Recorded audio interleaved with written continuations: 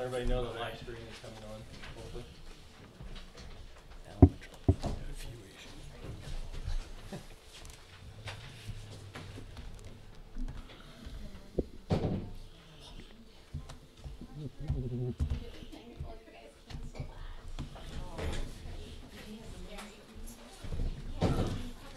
That process, I lost my pen. I didn't take it this time. How are you?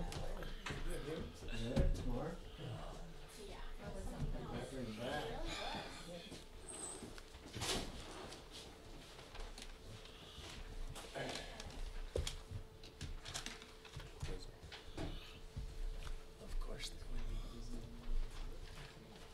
Okay, that's weird.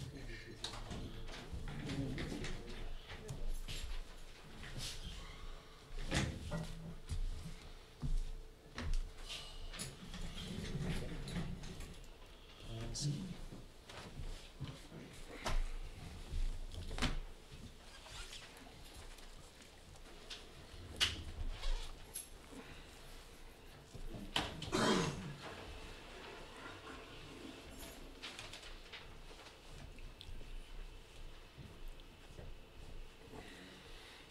Good evening, Harry. You're walking much better than the last time I saw you. I bet you do. Oh, you look so much improved. Don't you love the internet? Huh? Don't you love the internet? Why, it won't come on? It's not connecting. You missed that. Later. Don't even know what I said. Yeah, I'll try again.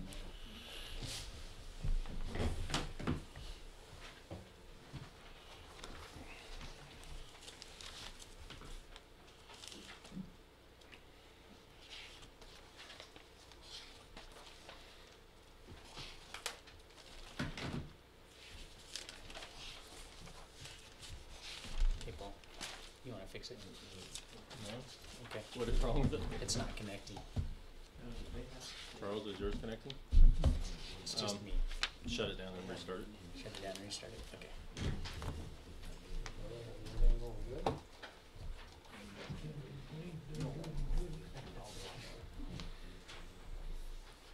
I think it just started working. You scared it. We've been having a little Wi-Fi telephone issues since like the last day or two. Warm weather. It only works in the cold.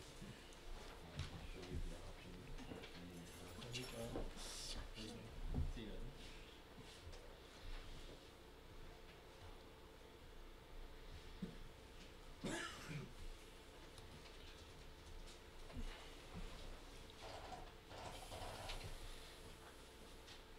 Oh, Bruce?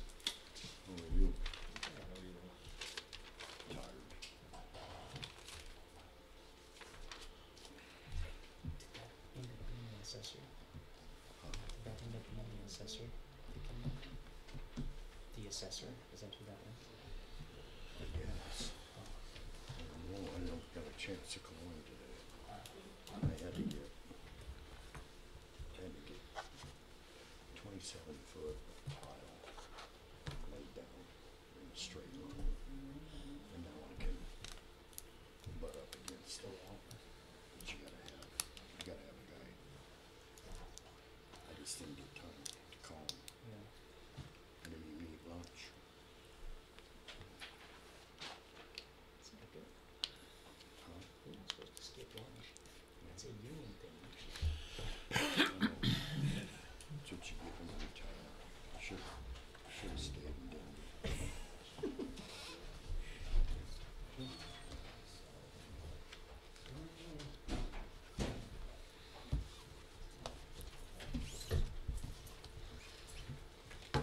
Evening.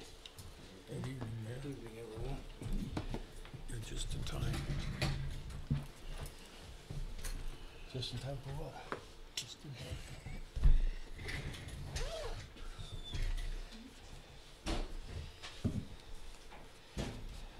And there, that clock running 2.5 minutes quick, just FYI.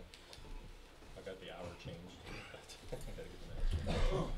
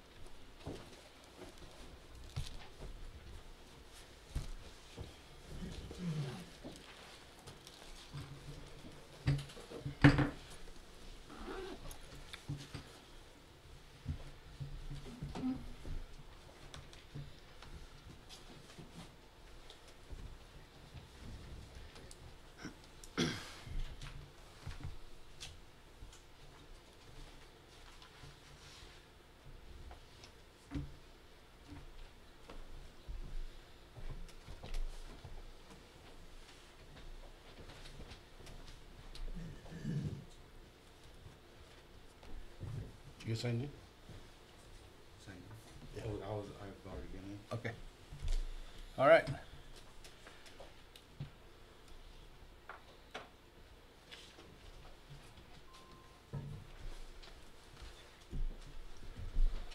Wiggins regular board meeting will come to order. Today is Wednesday, March 27th. Time now is 7:02 according to our clock on the wall.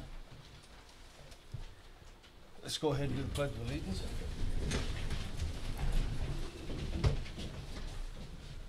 I pledge allegiance to the flag of the United States of America and to the republic for which it stands, one nation, under God, indivisible, with liberty and justice for all.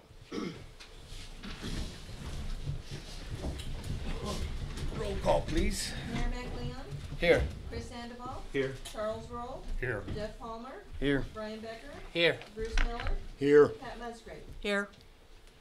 Okay, thank you. Let's go ahead and get started with the town staff reports. Sure. Melinda, or excuse me, Pat, you want to start off? Absolutely. Good Used to evening, seeing Mayor you and over there. trustees. Oh, watch, I can't find my script. Okay, I just thought I'd give you another update on the banks. As of, well, that was actually as of the 13th is when I told the figures. Bank of the West, we had 67,633.02. Colorado Trust, we have $958.18. High Plains Bank, we have $2,486,506.81 for a total cash of $2,555,097.91. A couple of the things that I have completed since our last meeting. I did complete our 2018 SERSA Workers' Compensation Report. I attended the Wiggins stakeholders meeting. I also attended the school board and Board of Trustees meeting for the fees in lieu.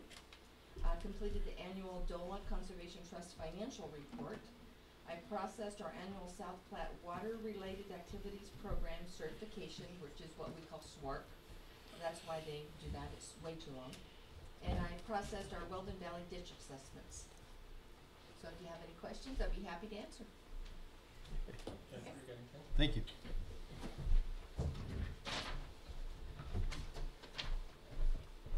Good evening, Mayor and Trustees. Currently, we're at just under 600 calls for service for the year, 20 case numbers, and we do currently have 3 felony cases that we're working that are theft and fraud related. Also, a couple weeks ago, all 3 of us officers attended a SERSA training for law enforcement. It was just kind of a roundtable with different, areas that law enforcement in the area are struggling with, homeless, search and seizure, and things like that. Thank you. Thank you, Jennifer. Thank you. Sure, Mayor and Trustees, I just want to let everybody know, first of all, we have scheduled town cleanup day for April 20th between 8 and 1. It'll be open for residents only coming in. We've also scheduled in conjunction with High Plains Bank a shred day that will be available May 28th, and not 100% sure on those hours, but it'll probably be about 10 to 1 or somewhere in that ballpark. There'll be some more information as that comes closer. Just an update, the board did authorize me to move forward with engineering for the sewer line underneath the railroad track. I have been waiting, I'm getting a second bid from another engineer that works on these more often, thinking that might help the process through with the railroad, so I should have those bids by the next meeting to see which would be the best engineer to move forward with. And just let you know, just a follow-up to all of our TDS and wet test issues that we're having issues with CDPHE. Still been back and forth in contact with them, and we have a meeting that they should be setting up around mid-April to get us a game plan of moving forward with those issues. On the public works side, about mid-February, Chrissy attended the Colorado Rural Water Association conference, which was held in Denver. That was a part of her training for her Class D water and wastewater. And I'm pleased to announce and want to say congratulations to Chrissy. She was awarded at the conference, which had probably over 400 or 500 people in it, the Rookie of the Year. So yeah, definitely. And I want to definitely thank all the Public Works and the PD for all the work during the blizzard. And we are down 2 public work positions. that we're trying to fill, so we're 40% of staff on that. We do have, do want to let you know, we've come across, as early last night, we're having some problems with our VFD drives on our booster station. They are not cycling correctly. So we got one of them in a manual cycle at the moment, so hopefully we'll have someone out here in a couple days to start looking at those and see what we need to do on those to get those up where they need to be. And also just let you know the sewer jetting is complete for the first round, and so the next round will probably be fall of this year for that. And you'll obviously see that bill in the pay run. That's all I have. Okay. Hey, Paul, at the park, do you think we get the restrooms open, or are they open with all the baseball practices going on? And Yeah, the main field, they're opening, I believe when there's games or activities going on, but they should be opening pretty soon. We're at the end of last year, we had a horrible time with toilet paper strung everywhere, heaters being stolen, so Yeah. that's the worst part. So we're kind of, hopefully as it warms up, they should be open here pretty soon. But Okay. I'll check with Stan and make sure they can work on that. 'cause I got a lot of 11 and 12-year-olds, and they're like, so, Restroom, yep, yeah. practice is starting up, yep. Yeah. We've been trying to do it when they're out there, but, obviously we'd rather have to get them open here pretty quickly. and then maybe we need to consider as a town limiting dogs on the actual baseball field, because now that we're practicing out there, there's a whole lot of dog waste, and obviously they're not abiding by the ordinance that we have, so maybe if we put signs up that say keep the dogs at least off the baseball fields, that might be beneficial, and just in the park only. Yeah, we can definitely do that. 'Cause every morning they're just like, running free, and Yeah, and the He's- signs work pretty good on the playground area. We put some of Yeah. it in the actual playground where we were having the problems at. But yeah, most So- definitely. thanks. Well, can we put a camera up over there at the baseball park? I mean, it would have Yeah. paid for itself if they're stealing heaters. Yeah, we do have one facing the newer restroom, but that's probably a possibility. I've been trying to avoid that just from a personal standpoint. The government having cameras everywhere, but we're to the point it's just getting so ridiculous that we're probably going to need to do that. I mean, So thieves are thieves. Yeah, and understand. I think last year I talked to the board about especially people, and I still encourage people that live in the area, please keep an eye out if you see, stuff going on and stuff that shouldn't, you hear kids screaming in the bathroom or things that shouldn't be happening, just, please call somebody or check it out or call the police department to come in and look at it. So, but, yeah, if you guys are wanting to do that, I'm definitely open to doing that. Yeah, anything that would prevent it, so might just the thought of them being there, put signs on the door that property's monitored. Sure. Don't we have those stations out too, like little bags or something like that to pick up after the I dog waste? think we're referring to the bathroom things. Well, I was just thinking about the other waste Yeah, too, about the yeah, I dog think there bill are as a couple well. dog bag stations up that we have through there.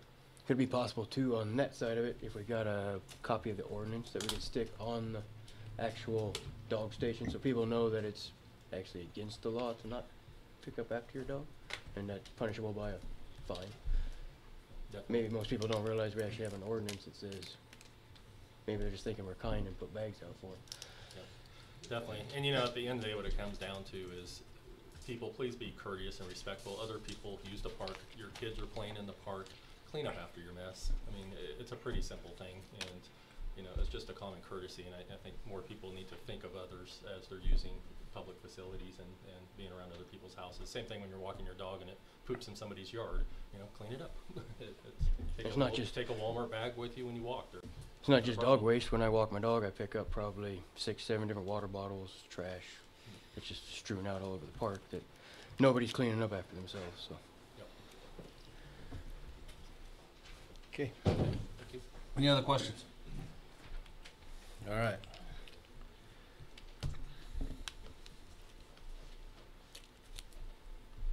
Down to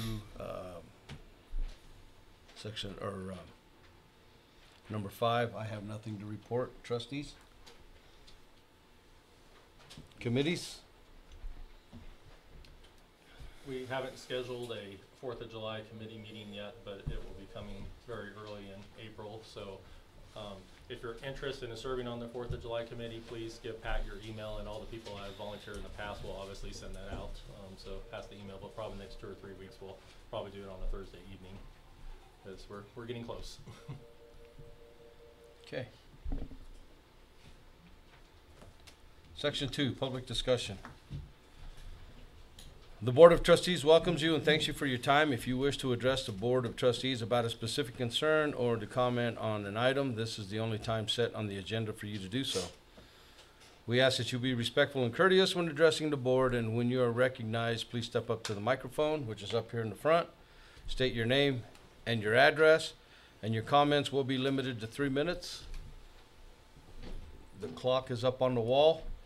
The board may not respond to your comments this evening. Rather, they may take your comments and suggestions under advisement and provide direction to the appropriate member of town staff for follow-up. So with that being said, the mic is open. And if anyone is here to speak on the housing development proposal, there will be a public opportunity to speak during that portion.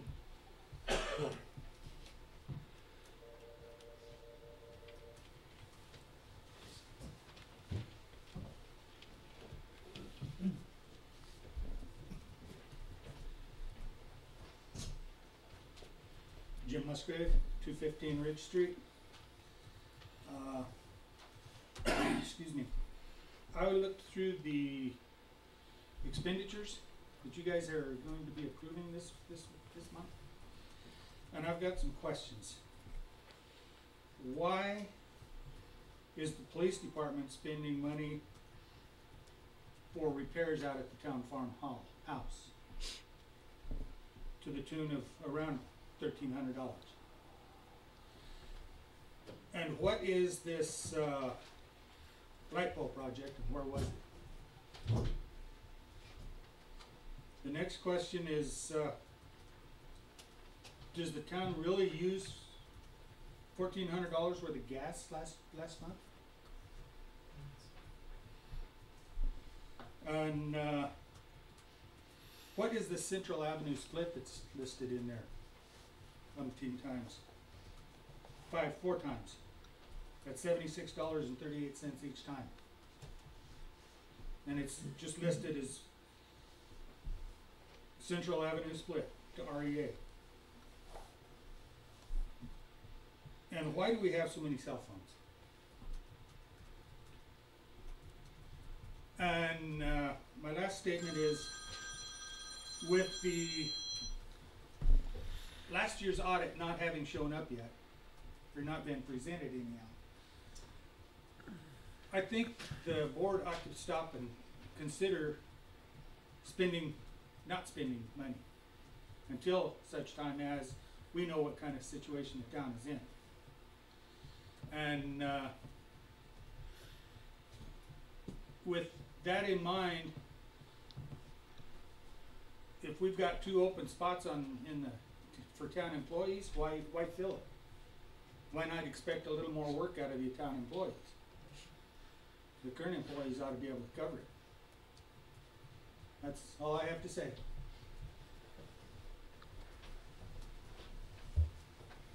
Thank you. Would you like me to just respond to the bill portions? So the Central Avenue split with REA is it's split between all departments because the city hall is used for water, sewer, and general, so we split it between all departments. The light pole project is for the entrance of the park, and that money was donated by the developers to the town as a part of the project. And repairs to the town farm. The farm is part of the contract agreement with one of our police officers, and so that's where it is logged under, because it's part of the police department expenditures.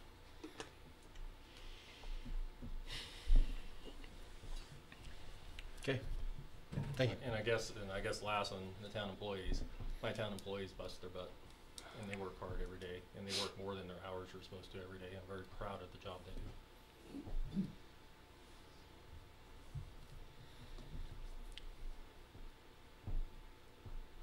Okay, mic's still open.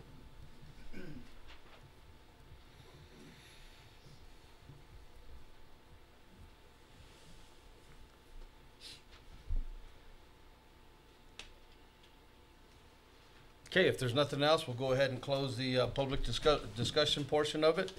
Move on down to section 3, approval of the consent agenda. First item is the approval of the minutes from the February 13th meeting and approval of the accounts payable. 2 of them, one in the amount of $105,361.37, and the other one is $48,853.11. I got a question on that, Paul. How come all of a sudden it went, on the last meeting in 2 weeks, we need $48,000 more? Sure, we can look at the second bill run. And recall this is literally almost 2 months worth of bills that we're doing because we process them the week before we have the meeting. So we need to add the weeks up. I don't want to get them in because some of them will be late before the next meeting.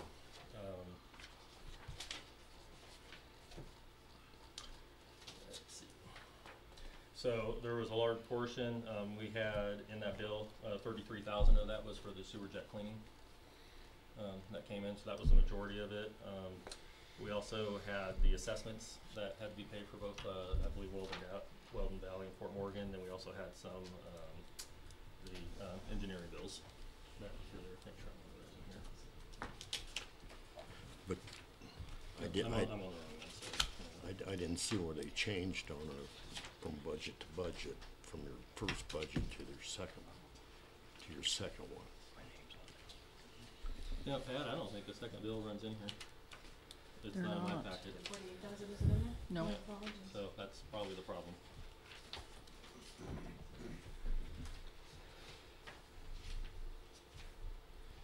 Would you all like a copy? I bet they were. I bet they would. No, thank you, I apologize. That's what I was looking, I was like, I knew it was the back pages. Must have got mixed up.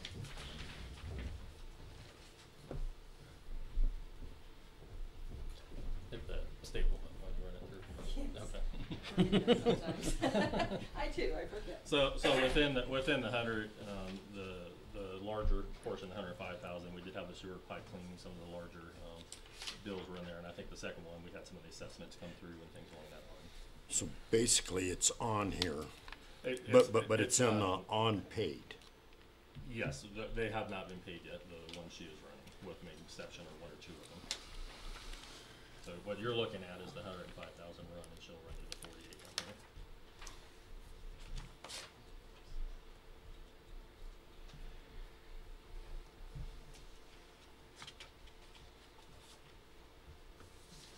Does anybody have any questions on the $105,000 run? I got some of those.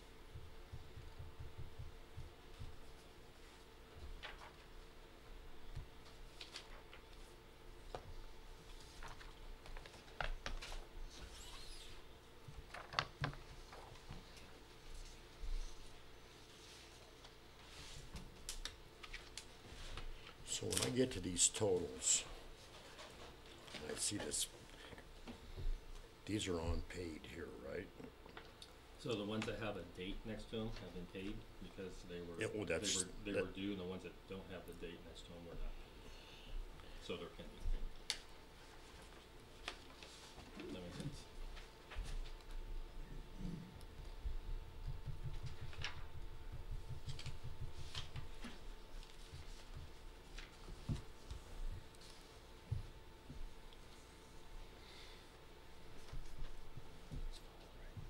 And generally the ones that are paid are normal occurring bills or stuff that if we had to pay it, that you guys approved by resolution.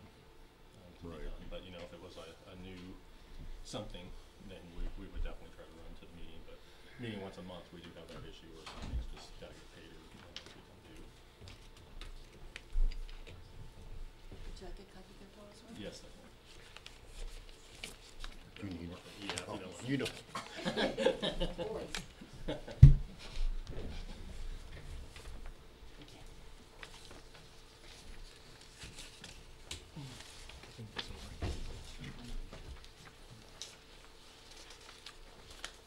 So just kind of flipping through it, just telephone, office supplies, through credit cards, some publications we were, have put in the newspaper. You got Excel Energy, Verizon Telephone, Blue Lightning. There was some vehicle maintenance that was done. The splits again for Blue Lightning, Verizon, Excel Energy. You'll kind of see toward the bottom under professional services, some work that Dunbat's been doing on our PER for USDA is included in there. The large amount, obviously, with Fort Morgan Irrigation and Ditch Company for our annual dues and assessments. The bills for Leonard Rice are included in there. And again, back to kind of office supplies from Splits and Blue Lightning, things along that line.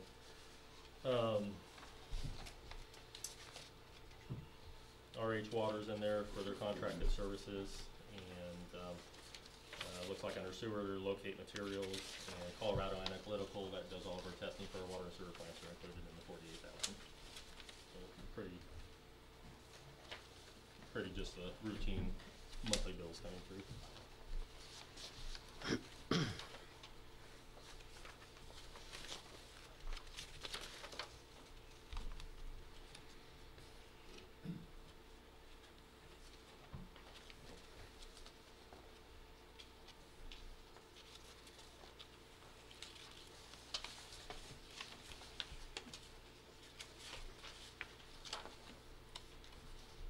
And we do have a large propane bill. That's all at the RO.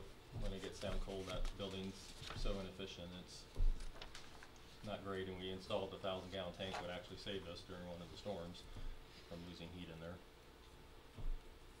So when we fill, we usually, are filling 1,000+ gallons now.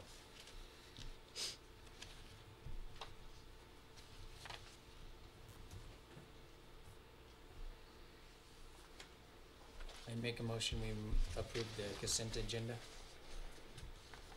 I'll recuse myself from these bills because I have a financial interest in this one, so. I'll second the motion. Motion has been made and seconded that we approve the consent agenda with Jeff abstaining from voting. Roll call, please. Chris Sandoval, Yes. Charles Roll, Yes. Ryan Becker, Yes. Bruce Miller, Yes. Pat Musgrave, Yes. Mayor McLeon, Yes. and Jeff Homer recused himself. All righty. The consent agenda is hereby approved. Okay. Let's go ahead and go on down to section 4, which is a public hearing. This is the Land Development Code. Public comment will be taken. This is the site plan approval and special review for JD High School. So Mayor and Trustees, we will go ahead and remove that one from the agenda. They still have not submitted all the proper applications and forms for us. So instead of continuing like you've done in the last 2 meetings, we will ask them to go ahead and submit everything, and we'll have to repost it up once we get everything, just so we can inform the public again for proper notification. So we should be able to drop that one. Okay, so that one there is dropped until further notice then? Correct. Instead of the April 10th, Correct. correct? Okay, thank you. So we'll go on down to item number 2, which is the Settlers Village. Mr. Mayor, Yes. I would like to actually make a motion that we table the public hearing for Settlers Village until the board can convene itself on our fees in lieu for the school, our fees in lieu of water for the town, and impact fees. So we can actually have a real discussion as a board of where we want to go and how we want to get there. Melinda, would you advise when the proper time would be for that? Is this an okay time for that motion in the public hearing? Yeah, I mean, if Okay. that's the, position of the board that they wanna continue the entire hearing, is their, ability to do so, but, a majority of the board would need to approve that continuation.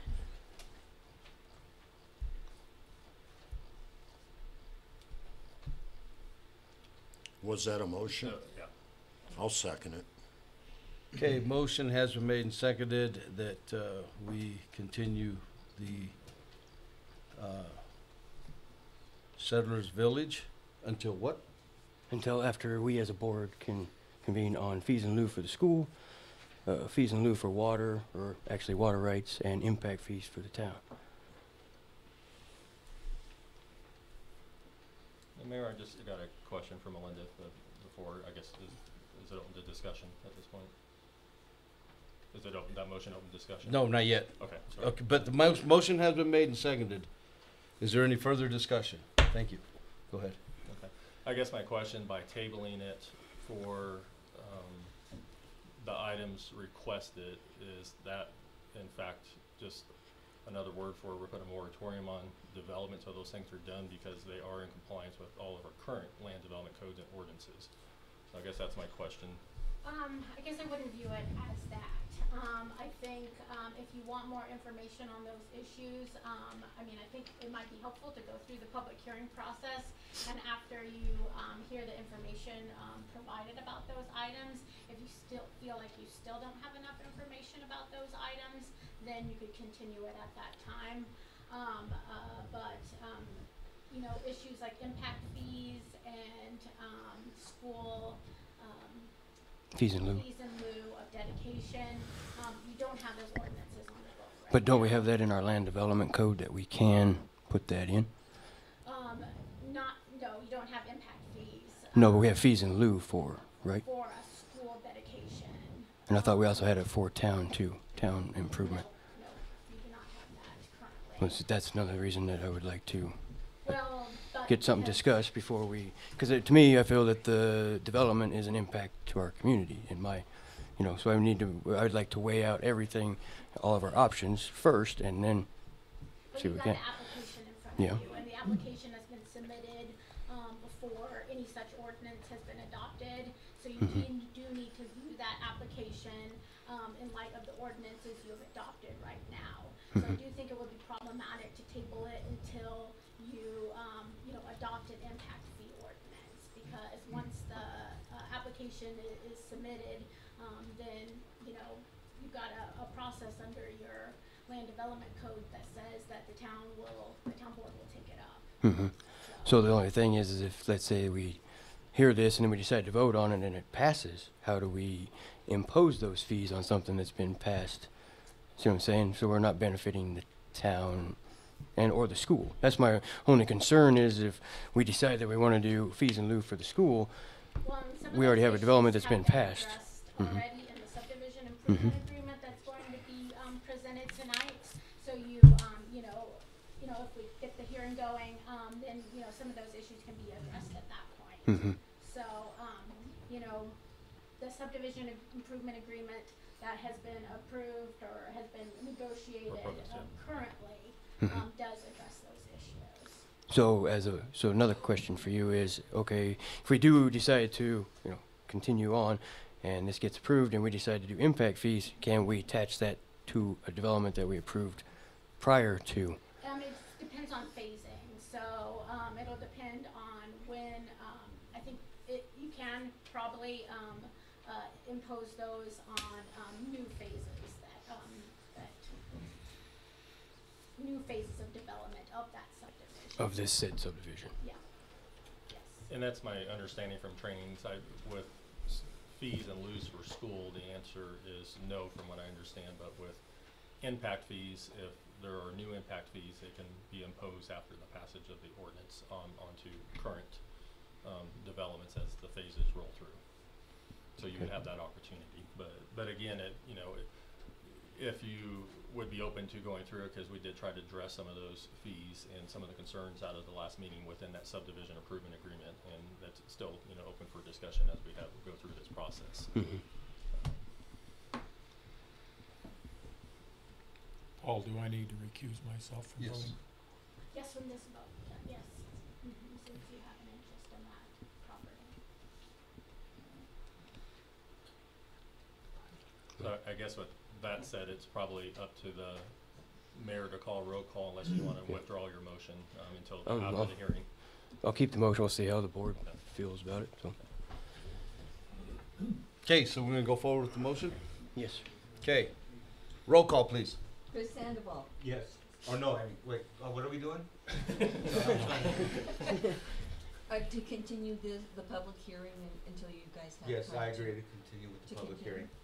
To continue with the public hearing. Continue with the public. So No, to this is- understand, So Continue your this to a vote different would be date. no. No. So can I back up and make that clear for everybody? Let's do make that clear. If you want to continue the public hearing and not hear it tonight, vote yes. If you want to hear it tonight, the public hearing, vote no. Then you can also, at the end of it, offer to continue it as well. Okay, let's back up again, because the motion is to table it. Yeah, So, aren't we so you would have supposed to to- vote yes to table and no if you do not want to table it and you want to hear it tonight. Okay, that's But what I right now, thought. we're about, That's a tabling it. yeah, Yeah. because we have, it just seems like we got two different things going on at once right now. Yeah, so if you want to hear it, vote no. If you want to continue it, vote yes. Gotcha. That's why, Okay, Chris. no. Charles has Confusing. recused himself. Abstain. Jeff Palmer, Yes. Brian Becker, No. Bruce Miller, Yes. Pat Musgrove, Yes. Mayor McLeon. No, So that motion fails. so that motion there fails. So we will go ahead and continue with the public hearing. Do I need to leave? the room? Yes. If you will recuse yourself. I will recuse myself and leave the room. Okay.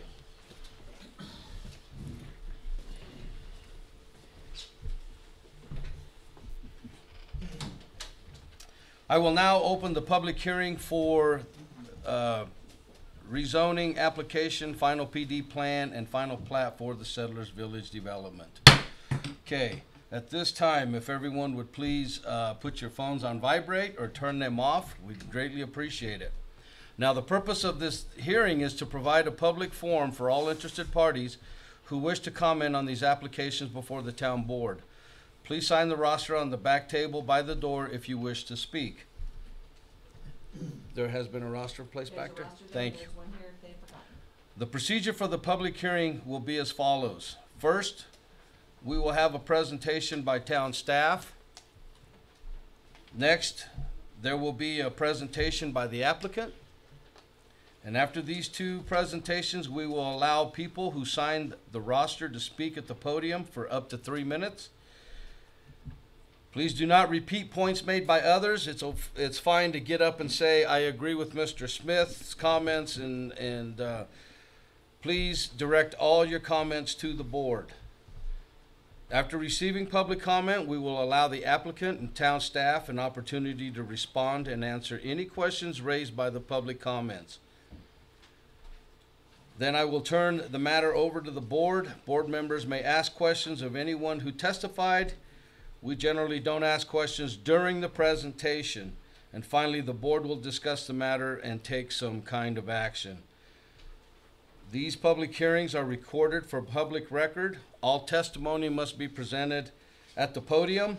And after you give your name and address, and the town clerk will swear you in. At this time, town clerk, do we have all the proper notification? Yes, sir, we do. Thank you. Do any board members have any disclosures? And I think Charlie already disclosed his.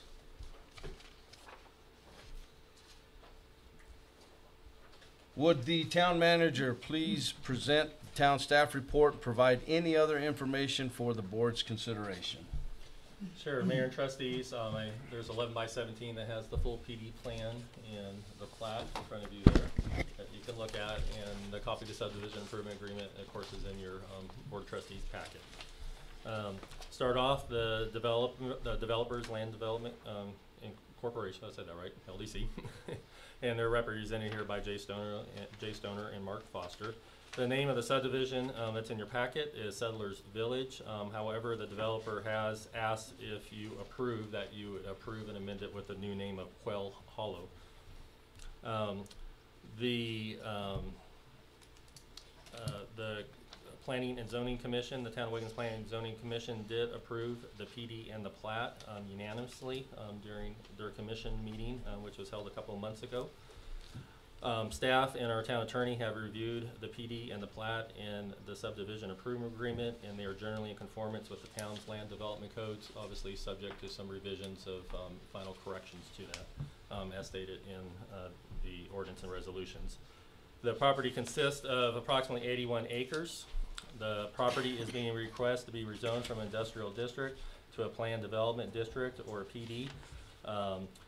and for the town to approve the final PD plan, which is attached in your packet.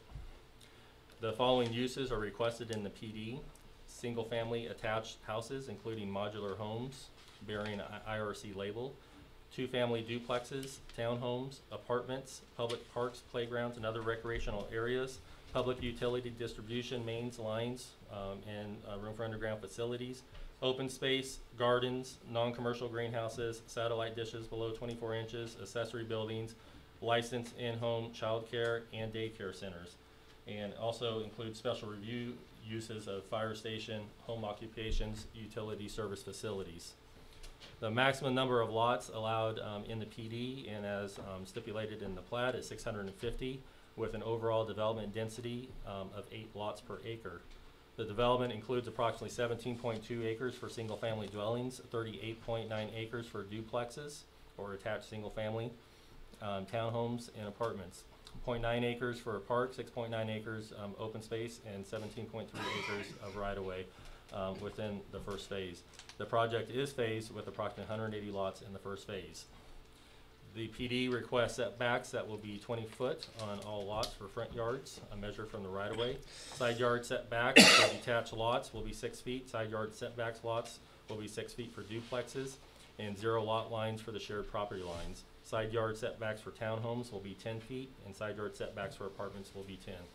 Corner lot side yard setbacks adjacent to streets will be 15 for detached home and 20 for townhomes and apartments, and rear yard setbacks of 15 feet. Accessory buildings are allowed for lots that are wider than 60 feet, and the maximum building height is 35. For public improvements, in your subdivision improvement agreement that is attached, the subdivider, which is the developer, is responsible for constructing and paying for all public improvements that serve the subdivisions, that's both on-site and off-site, including streets, sidewalk, water, sewer lines, and a sewer lift station. The improvements will be built to the town's building standards and or the Greeley standards, which we've been using for our other developments. A sewer lift station is also included in this to move the water. It has been discussed it would have to be designed in a way to hold enough capacity so they can pump during high flow times, so basically in the middle of the night, so it doesn't overwhelm the system. The improvements must be constructed within 2 years after the plat is recorded for the first phase. Furthermore, the subdivider must complete all improvements for the town will issue certificates of occupancy before the subdivider can sell any of the lots. The subdivider will also have to warranty all public improvements for 2 years, as stated in the town's land development code. The developer will also be required to post an improvement guarantee in a form of letter of credit or a CD equal to 15% of the improvement cost or $300,000, whichever is great. And that is ensure if the subdivider fails to complete any of the town improvements, the town can draw on that guarantee to construct improvements itself. For water and sewer taps, the subdivider will purchase all the water and sewer taps at the town's current rate for a period of 7 years. The tap fees and sewer fees for a 3/4 house tap is $17,500. For 1 inch for duplexes is $25,500, and for fourplexes is $38,000 for the town. So that's our normal plant investment fees for the size. In addition to that, the developer will be required at the time to pay $1,000 additional impact fee for purchase of raw water, $500 for a single family dwelling unit, $500 for a duplex unit, $250 for a multifamily unit. This is in addition to the well that was dedicated as a part of their water assignment with the annexation on the property. The developer has also agreed to provide the town with a $1,000 sewer tap impact fee. That's above and beyond what our current rates are. And the sewer impact fee is strictly to be used to replace the sewer line under the railroad, and if there's additional money, expand the lines as they go to the treatment plant. The developers have also agreed to work with the school district, and they have agreed to provide the school with a piece of land in lieu, which will not be on this site, but they will help them purchase another site to assist with the future school land that would both be acceptable to the developer and the school. If they do not find a piece of land, it is stated in the subdivision improvement, so if they can't do the land dedication, when and at the time the board passes a school dedication fee, they will comply with that maximum amount up to $1,089 or whatever the board approves. Public use dedication and satisfaction of the town's public land dedication requirements. The subdivider will construct a park on the site with a minimum of 83,190 square feet. It'll be a part of filing number 2. The park will feature playground, landscape, and other features typically found in a neighborhood park. The Quail Hollow HOA will be responsible for the further maintenance and upkeep of the park. In addition, noting that increased amount of population could have some impact on the parks, they have agreed to pay the town $100,000 in 4 installments of $25,000 each. That will go strictly to help refurbish the Dilbert Teets ball field playground. In response to some of the comments made at the other meeting about people possibly going on other people's property, they have agreed that all lots facing the south and east edges of the subdivision that are adjacent to other residential areas, they will be required to install a 6-foot privacy fence for an occupancy permit will be issued for those lots. The subdivider at its own expense will also provide the electric and power service and install the required street lighting pursuant to the town's plans and specifications. Drainage improvements. Drainage for the subdivision will be constructed by the subdivider at a minimum in accordance with the plans and specification approved by the town.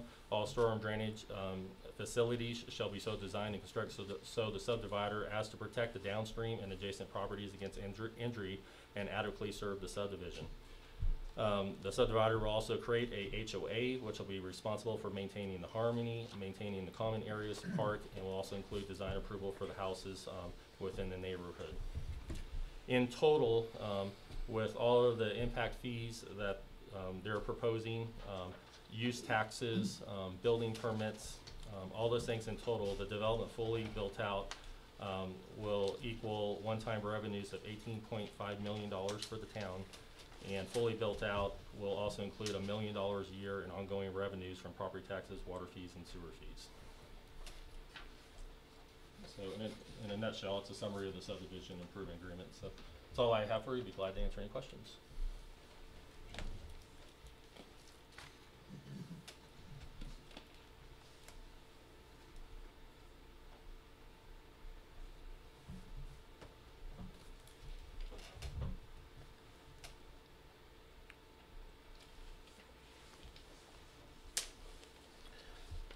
So going back to the school portion of it, they're willing to pay up to $1,089. So when the school did their, I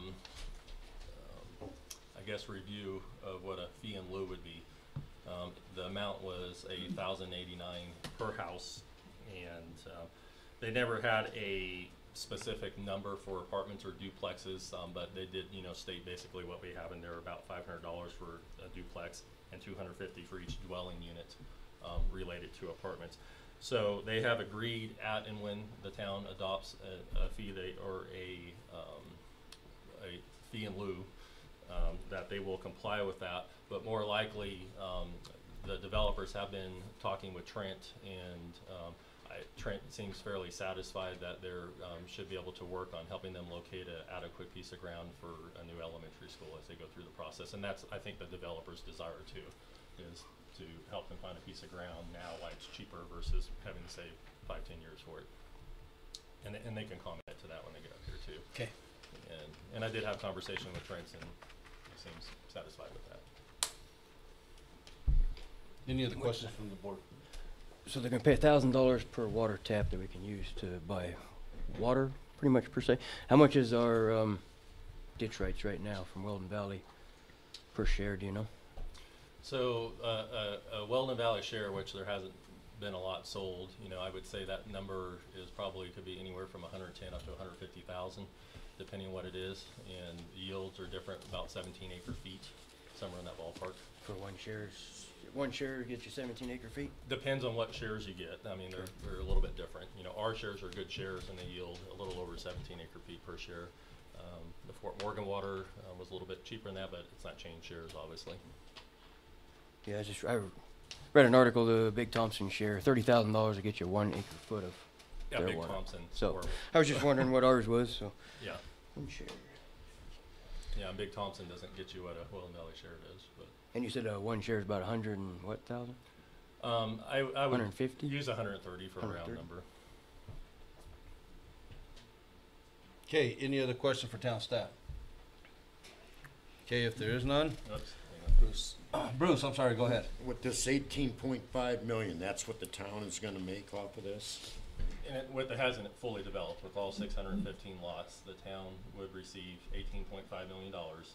And from use taxes, impact fees, water tap fees, the whole 9 yards, and then about $1 million in revenue. And if you'd like, I actually got a spreadsheet. You want me to run a spreadsheet for everybody to see that? Would you like to see it? I'd be glad to grab it if you need it. But yeah, so you know, basically as you go through it, it's And that's over the course of the development? that's the entire development fully built out. So if it only gets 50% built out, then you know, obviously you're looking at 9.5. And on this $1,000 water impact fee, is that per lot, per unit, per? So how it is in the subdivision improvement grant? It's 1,000 per single family dwelling unit, Thank you. 500 per duplex, and 250 per dwelling unit in a multifamily dwelling. So, and just to clarify, it's not really a water impact fee, it's actually, Dedication. It's a cash in lieu of water dedication, because your code, you know, specifically allows you to charge cash in lieu of water dedication.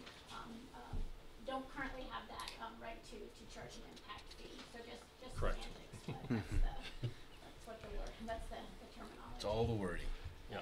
So then the sewer improvement fee is $1,000 per sewer tap. So basically, as you go through it, the park, the water right dedication cash in lieu fees, the sewer improvement fees, the school land dedication fee, and the donation of $100,000 Dilbert Teets field is all above and beyond what our current land development code requires. So, you know, basically after the last meeting, the developer sat down and said, you know, we believe in Wiggins, we want to help Wiggins, we're not here to hurt Wiggins. You know, they donated a couple $100,000 for the park, and they're just trying to find a way to make a mutual, you know, how can we make this work for everybody so it's good for them, good for the town as they go forward. And also they took care of the school in this process. So this won't cost the town anything up front? What's it gonna cost the town to get that development started? So we are not supplying, they're bringing their own water line from off-site to on-site, not the town. So they're paying for that, and we're not reimbursing them for that. They're bringing the sewer line from off-site to on-site. The town has to upgrade the sewer line under the railroad tracks.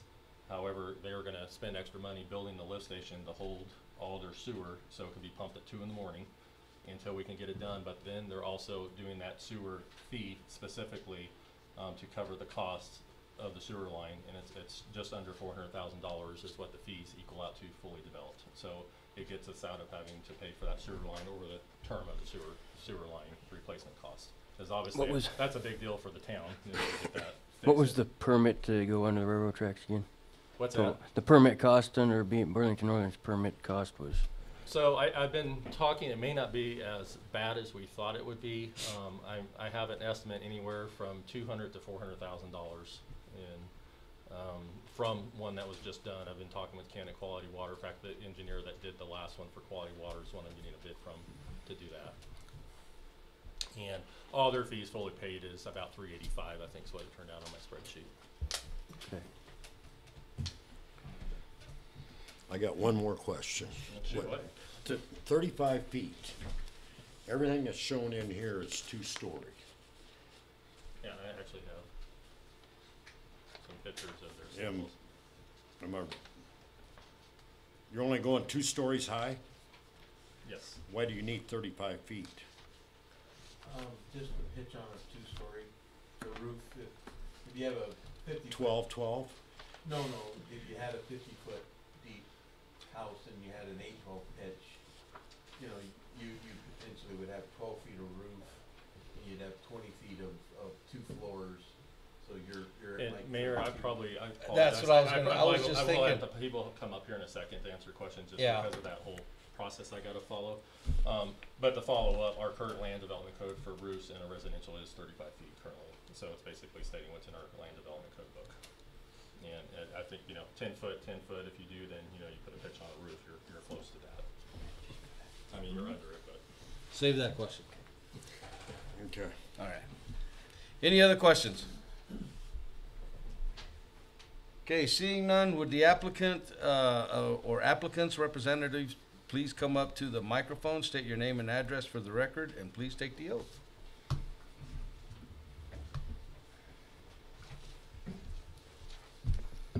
My name is Jay Stoner.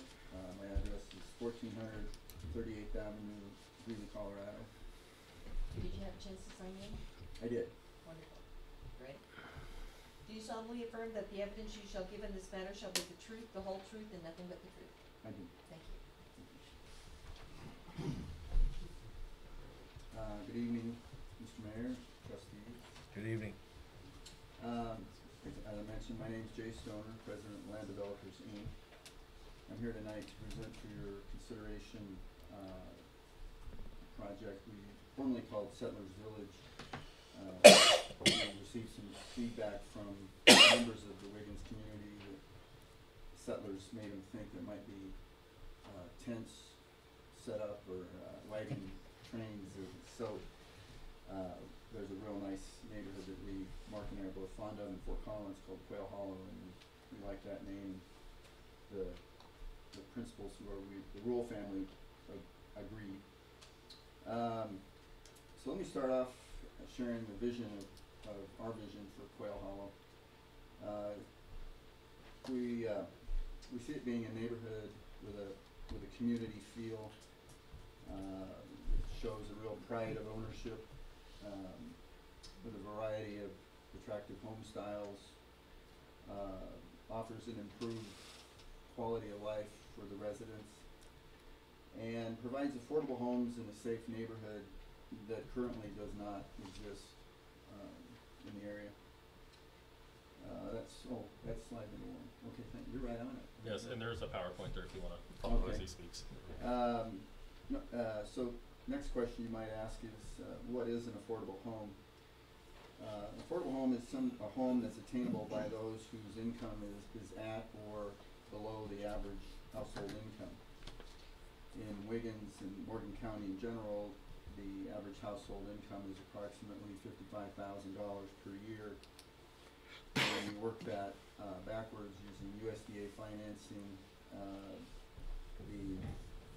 A family that earns that $55,000 a year can approximately qualify to purchase a home around $220,000.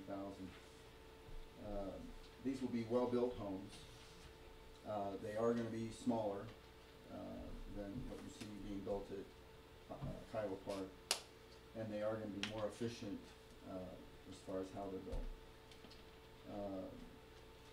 The value of the neighborhood will be protected by the Quail Hollow Homeowners Association and strong protective covenants.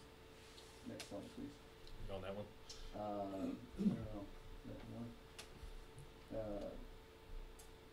Is that the third slide? It is. Okay, thanks. Another question you might ask, who will need a community like Quail Hollow? Let me see here.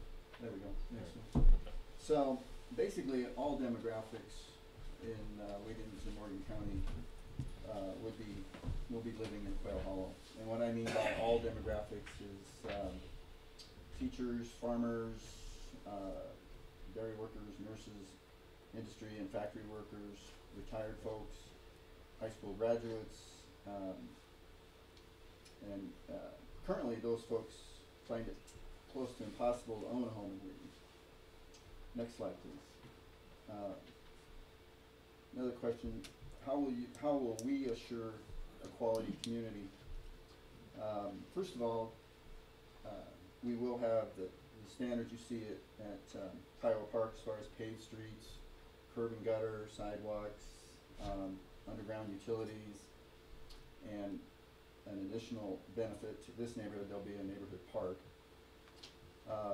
All homes will include fully landscaped yards in the base price. So once somebody moves in, they don't have to find the money to put in the yard, it'll be included in the base price of the home. So all of the landscaping will be included, when the people move, well, depending upon the time of year, but it's included in the price. All homes will include garages and at least 2 off-street parking spaces. So we've, put a lot of thought into making sure there's plenty of parking and storage. There will be a strong homeowners association with strictly enforced covenants. That is something we take very serious. 97% of the population play well with others. It's the 3% you gotta kind of plan for, and so we will be designing very strong covenants that will protect the value of the neighborhood. There will be minimum quality standards, materials and design, which will be established by the architectural guidelines and enforced by a design review committee. The committee is made up of professionals, not homeowners, so it'll be made up of builder, landscape designer, people like that will be enforcing the design guidelines. We also estimate that approximately 70% of the neighborhood will be owner occupied. There is a need for non-owner occupied housing also, but we believe the majority of the homes in Quail Hollow will be owner occupied. Apartments will be actually, I think, a very nice looking amenity. They'll be professionally managed and well maintained, because of the type of people we're working with that are interested in investing in apartments in Wiggins. They're professionals at what they do, and they take a great deal of pride in the way their apartment communities are maintained. Next slide, please. Why do we believe affordable housing is needed and important in Wiggins? This chart is something I may have shown you before, but it's basically statistics from Morgan County, and you can kind of see the details on it, but basically if you look down along the bottom, the orange line is what's available, and there's almost nothing available between 185 and 205, and or 215, 220. It's very, very slim pickings in that lower price point. And if there was more available, I think that blue line, the demand line would go up. I think the reason the demand line doesn't go any higher is there's just nothing available to purchase. So from what I can tell from our research, the demand is much greater than what's shown there, but the demand is limited by the fact there's nothing available. The local workforce, currently quite a few people have to drive, find housing in towns as far away as an hour drive one way, away from their jobs. That's not good for the employees or the employers. Local employers, I've heard from, and I've talked to quite a few. They have a hard time hiring because there's no housing for their employees. So it's stymieing existing companies as far as being able to grow, because they literally, even the school district has had a hard time hiring. They're pretty excited about our new apartment development we're doing over called Parkview. That'll be ready this summer, and they'll be having a job fair to hire teachers this summer. So it's exciting. Trent's excited about the fact that he can not only offer a job, but there's a place for their new hires to live. The lack of attainable housing for workers' families really does hurt the local economy. Next slide, please. Well, no, go back one, thanks. Some of the benefits that Wiggins will receive from Quail Hollow, we think it's important that the people that work in the area can live in the area, can live in Wiggins, instead of work here and then drive home and do all their shopping and go to church and whatever they do. When they're not working, they don't do it here because they don't have a home here. They have to drive quite a ways to go home. New companies will locate in Wiggins, and existing companies can grow. I hear quite a bit of activity of businesses that are interested in locating in Wiggins and Morgan County, but they back off because there's no place for employees to live. Increased taxes and fee revenues, as Paul mentioned, it's not jump change. It's a lot of cash revenue that will be coming to the town of Wiggins. Depending upon the market, it could happen, 5, 6, 7 years. Could take longer, we don't know. We can't control the market. More residents will help to support existing retail. I know some of the retailers, talked to them personally, and they're very happy with the growing population. It's helping their businesses. And I think more residents will encourage new retail to come to Wiggins, which again is another tax revenue. Retail helps the town, but you're not going to get retail unless there's people living here. And then help to fund the town's existing and future amenities, like parks and improvements to the town's public improvements, and provide resources to help the Wiggins school district grow.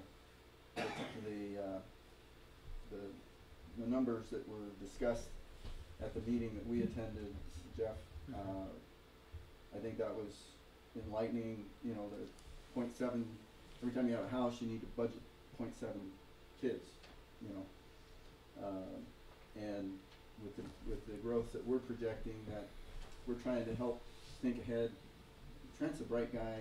He's got a great board of directors, school boards thinking ahead. So I think we're collaborating with the school district to try to help any way we can, not only financially, but with any thoughts we might have on how to help them. Next slide, please. Okay, the numbers.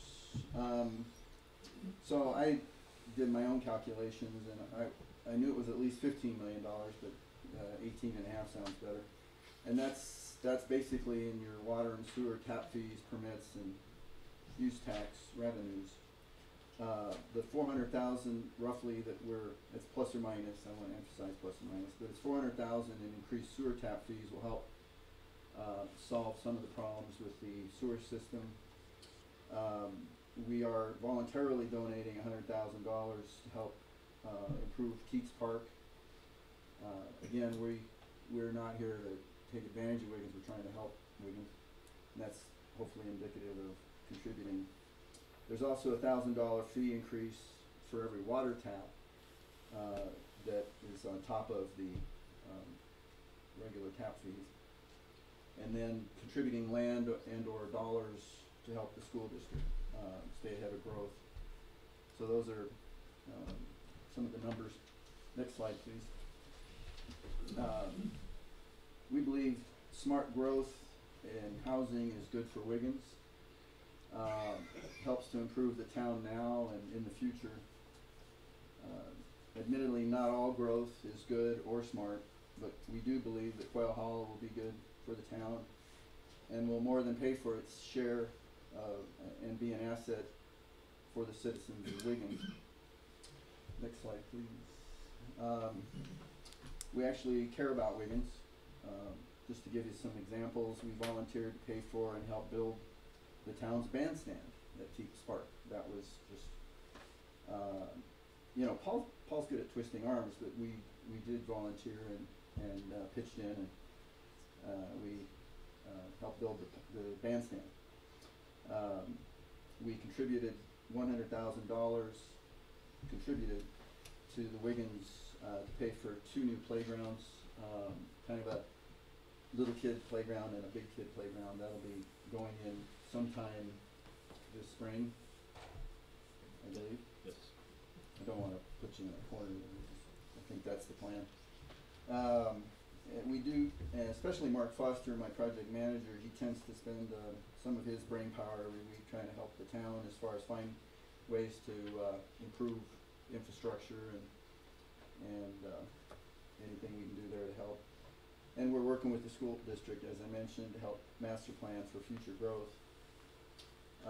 We also like to throw pumpkin parties at Kyle Park. We invited all of the high school kids to come out this year, and we actually hired the the high school music department, we donated some money to the Wiggins High School and they were great. I forget the music director's name, but he was fabulous. And we've sponsored the bluegrass music at the 4th of July concerts. This year I actually volunteered to work the soundboard, so I was kind of feeling like a hot shot there, and I had a good seat in the shade. So I recommend volunteerism for the 4th of July party. It's a lot of fun. And our team at Land Developers Inc. and the property owners, we all feel like we're really a part of Wiggins. We're not just trying to come in and do what we gotta do and leave. So from the beginning of the thinking of Quail Hollow, we have not had a normal business plan. This is not something that probably makes a lot of sense from a business plan standpoint, but more of a heartfelt desire and a vision to help Wiggins, its residents and local workers and employers by providing attainable housing. There is clearly an affordable housing. There's clearly an affordable housing problem in and around Wiggins. We appreciate your consideration. I know this is challenging for you all, and it is for us too, but we appreciate your consideration in supporting our efforts to help solve this housing shortage by approving the development of Quail Hollow. If you have any questions, I'd be glad to answer them, and Mark Foster, who is our project manager, is also here, so he tends to have better answers than I do on some of the mechanical things like why can I 35 feet, so that I wouldn't know the answer to that, but he would. Anyway, that's all I have for this evening. Thank you, and if you have any questions, I'll be glad to answer. When do you estimate starting this? Well, we would hope to have the streets black yet this year and be able to start building homes later this year. So in order to do that, asphalt plants shut down way before Thanksgiving, so we would want to get started. We've got a lot of work yet to do with finalizing engineering and such, but I think we could get out there and start moving dirt in May, June, and be in a position to be pouring asphalt in September, October. What's your guesstimation the first year? How many do you think that just estimating, how many do you think you're gonna sell? Well, the first phase is 180 units, and it's made up of a variety of housing types. Paul actually has that number. Do you mind if I borrow your PD? No. Second? Because my memory's not what it used to be. Okay. So, the first phase of Quail Hollow. Oh, I need glasses. And it's on page 4 of your PD plan. There's a table there on the left. Oh, good. You can read this up.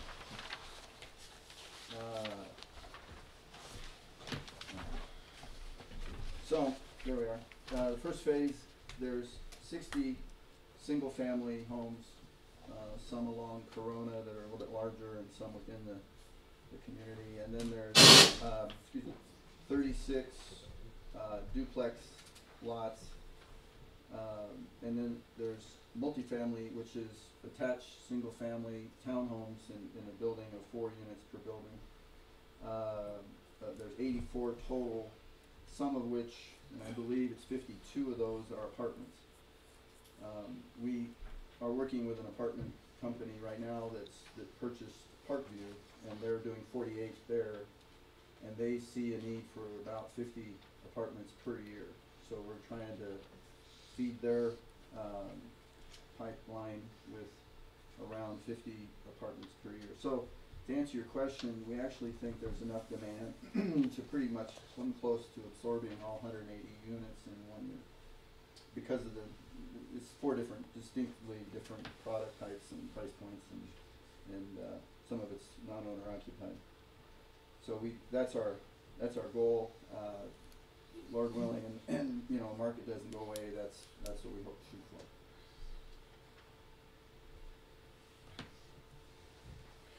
Is there a time limit on when that development needs to be done, or it's just gonna go with the flow of the market? Yeah, it pretty well will be market controlled, except for once they start a phase, they are required to complete all the infrastructure in the phase, so, we obviously don't have a mess out there and have done stuff with water detention, so they are required to finish that within 2 years in accordance with the, development plan.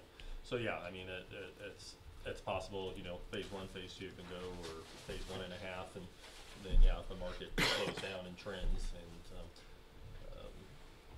but I know one of the keys we've discussed as we've been doing this, it's kind of a whole new price point from what currently is being offered, and so it kind of fills a different need that's not being met. And the example, you know, you guys proved a separate PD as a part of Johnson Street, which was smaller lots, and you know they got most of those in for the 240 range. They were gone almost instantaneously. I mean, as soon as they could break ground, because there was just nothing in that market price range. Thank you. Any other questions?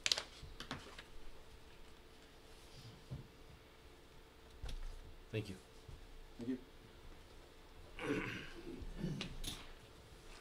Bruce, at this time, would like to finish up that conversation with Mr. Foster? Yeah, Okay, would you come on up? I don't know, I can't add, I guess. Mark Foster, 1900A report in Fort Collins. Did you also sign in as well? Yes, I did. Thank you, sir. Do you solemnly affirm that the evidence you shall give in this matter to be the truth, the whole truth, and nothing but the truth? I do. Thank you, sir. Yeah, the 35 feet is basically right out of your code, so that's where that comes from. But how that usually gets there is, But you're going only 2 stories. it's only 2 stories. Yeah, you really couldn't do a 3-story in that. I mean, you could if you did a flat roof, but we would never do a flat 312, roof, and 312. there are no intentions. It's very hard to do 3 stories and be affordable. So We're doing a lot of ranch stuff too, 1 story. yeah, oh yeah. Yeah, and there are some examples of them board there. So right now, all of the detached are planned to be single, and it's the duplexes and the fourplexes that would be multi-level. But there is a possibility, depending on demand, that we would do some single-level duplexes as well. So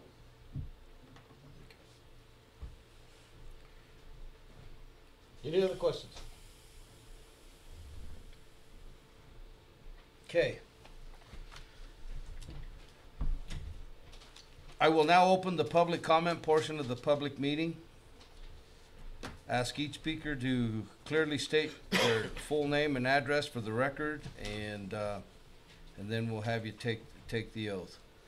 So at this point, the public comment section portion is open.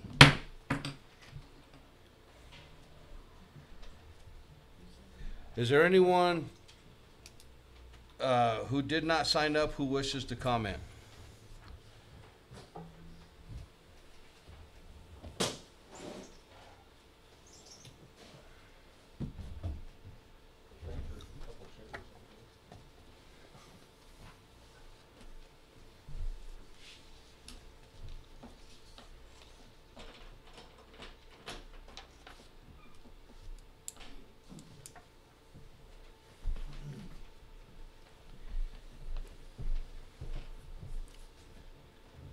Okay, if there's...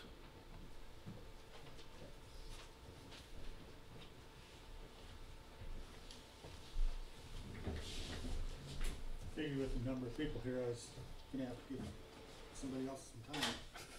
Jim Musgrave, 215 Ridge Street. Okay. Do you solemnly affirm that the evidence you shall give in this matter is the truth, the whole truth, and nothing but the truth? I do. Thank you, sir. Excuse me. I do agree with either the fees in lieu of or the property given to the school. There's no problem with that. The infrastructure costs, according to everything I read in that proposal, It's 15% of the infrastructure cost, or $300,000, will be put into an escrow account that the town will hang on to until such time as this development is completed. My question is that actually going to be enough? Because infrastructure is not cheap, we all know that. And $300,000 would just barely cover the asphalt, let alone all the pipeline and everything else. Also, I believe that Corona should be widened. With the amount of traffic that these 650 dwelling units are gonna be adding to that road, it's gonna become a hazard if it's not widened with turn lanes added to it. And being widened, it should be also paved, at least from the west end of their, or the east end of their property up to High Street. That, just to protect the existing roadway.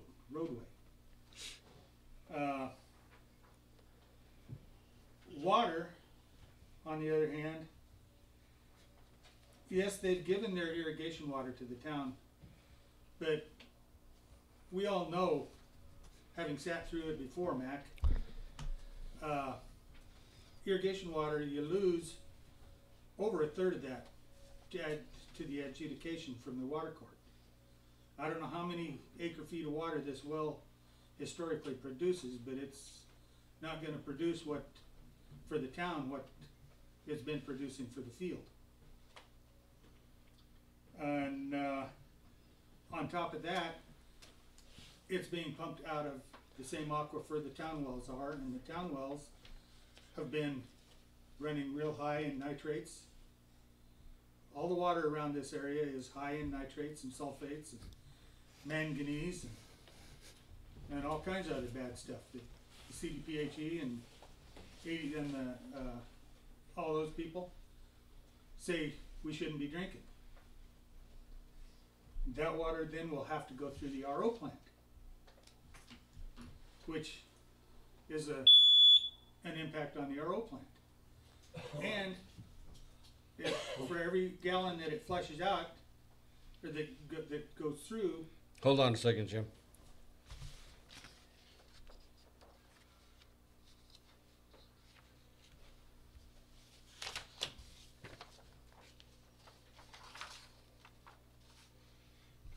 Time's up. I don't get 3 minutes, Mac. This is a public forum. 3 minutes. This is a public forum. But if you have my 3 minutes. This is a public forum. I get to speak until I'm done. I mean, the presiding officer has the right to limit testimony, and at the beginning of the hearing process, he stated that public comment would be accepted for 3 minutes. So it is acceptable for a municipality This is bullshit. to adopt those restrictions.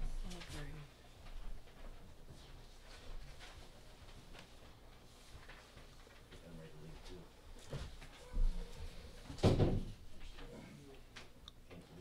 Can't talk around this place. It's all you guys. Good luck.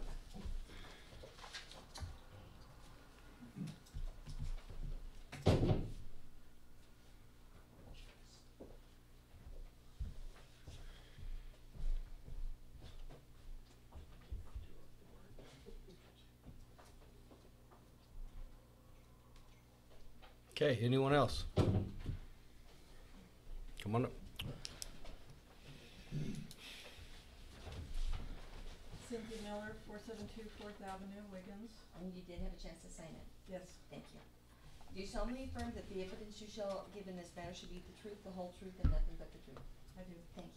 I just wanted to ask you guys, with other people, when there's something you guys wanna talk about, you do not stop them at 3 minutes. I have been to enough of these meetings. You do not stop them. So why do you stop some people and not everyone? What's good for the goose is good for the gander. You see the clock up above my head? Yes. That's what we go by.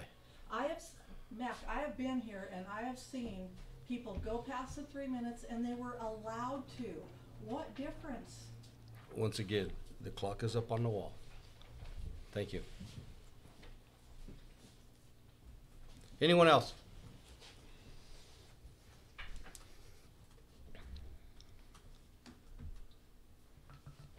Okay. If there's no one else, does the applicant wish to offer further comment? No, thank you. Okay. Anything from town staff? Really, that's all I have besides what I submitted, but again, I'll be glad if, after pondering stuff, if you have more questions about the subdivision improvement agreement or the PD or the SIA, we can definitely talk about it. Okay. I will now close the public comment portion of the public hearing. Okay, and that's just the public hearing portion.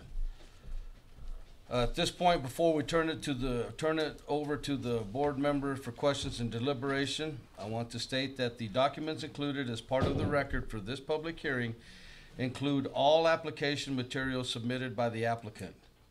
All materials included in the board packets, which is the PowerPoint presentations given tonight, all written referral and public comments received regarding the application, the notice of hearings, and the town subdivision and zoning ordinances.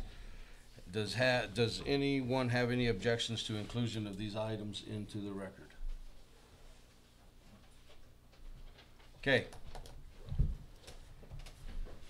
Questions for board members and deliberation. Who would like to begin?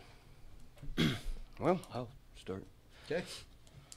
Taking off where Mr. Musgrave left off, the infrastructure, not only are we going to need to look at Corona, we're also going to need to look at a sidewalk. You know, we had 650 homes, and kids are going to want to walk to school, so just the cost of a sidewalk from the development all the way to Main Street will need to be figured in to this as well. And then I was doing some math while I was talking. So you're roughly thinking there's 136 single family, 156 multifamily. Like, it'll be split 156 by 156 for the multifamily, which gives us $1,000 for 136, $500 extra for. So it comes to roughly $253,000 in tap fee money, but we need roughly about 20 acre feet of water. And valued at $130,000, that's $2,600,000. But all we're going to generate is $253,000. So we're starting out upside down already. Because each house is going to need a half acre foot of water. If you do the math. It's just, I don't feel that what we're going to collect off of tap fees, permit fees, all that's going to pay for the actual infrastructure costs to us. And then the lift station that they're going to build, we have to maintain. Pumps for that lift station are a couple $100,000. So that's all going to fall on the town. It's just, in my mind, I don't think we're, at this time, we need to look at, for the town, setting up some impact fees, stuff like that per dwelling that can cover the cost of widening Corona, putting in a sidewalk. We need to raise our water. That $1,000 per tap is not enough for water. It needs to be more. It needs to be way more. I'm sorry, but it does. And so we can actually get the water to provide the water to these homes. If we can get all that in place, great. Bring as many houses as you want. Sure, and just to be clear, the $1,000 is an additional to the town's already established ordinance of the sewer impact fee. So the town does not do anything but buy the $300 meter that goes in. So the developers have to put all the water lines, all the meters in. So the money we do get from that goes directly into the water system and the sewer system. And if you want, again, because those numbers keep coming up, I do got that spreadsheet. If anybody wants it, I can go print it real quick. That shows you how much we get from water, how much we get from sewer, how much we get from use tax, and you can look all the way through. If that's interests you guys, I can print that for y'all. I'd like to see it. I Yeah. just might make a comment on the public improvements, just so everyone's clear, that this subdivision agreement just covers that first filing, those 180 lots. For each of the additional phases or filings, a new subdivision improvement agreement will be required, and that's gonna set forth the improvements necessary, for those phases. Therefore, at that point, you know, if, you know, based on the development at that time, the town determines that Corona Street needs to be widened, that could be a public improvement that's included in a subsequent subdivision improvement agreement. So I just wanted to make sure everyone understood that this SIA really just covers that first filing, the 180 lots. It doesn't cover the entire 650 lot development. Okay. The only other thing, also, we need to take care of the line going on the railroad tracks. According to Paul, the permit fee's just 400,000. Well, that's all we're gonna, what we collect off the sewer that they're gonna give us, that just covers the cost of the permit fee, not the actual cost of the sewer line going underneath the railroad tracks. And we already provided the water and sewer out to Kiowa Park, so everything that we made off Kiowa Park kinda had to go back into our infrastructure to cover that cost, and the lift station and the maintenance on the lift station. So we're gonna have 2 lift stations that we gotta maintain just in town, a lift station out there that we gotta maintain. I don't know, I think we're setting ourselves up to be upside down. So, Mayor and Trustees, I just sent you over a spreadsheet if we could submit that in the record. And what I did was basically based off of their PD plan. I took the total number of residential in the single family, and the first line is what you'll see per house. And again, I used conservative numbers as I went through this. Then the next line that has the 4,300,000 is what you would see total off all the single family homes if built as planned, you know, with that thing.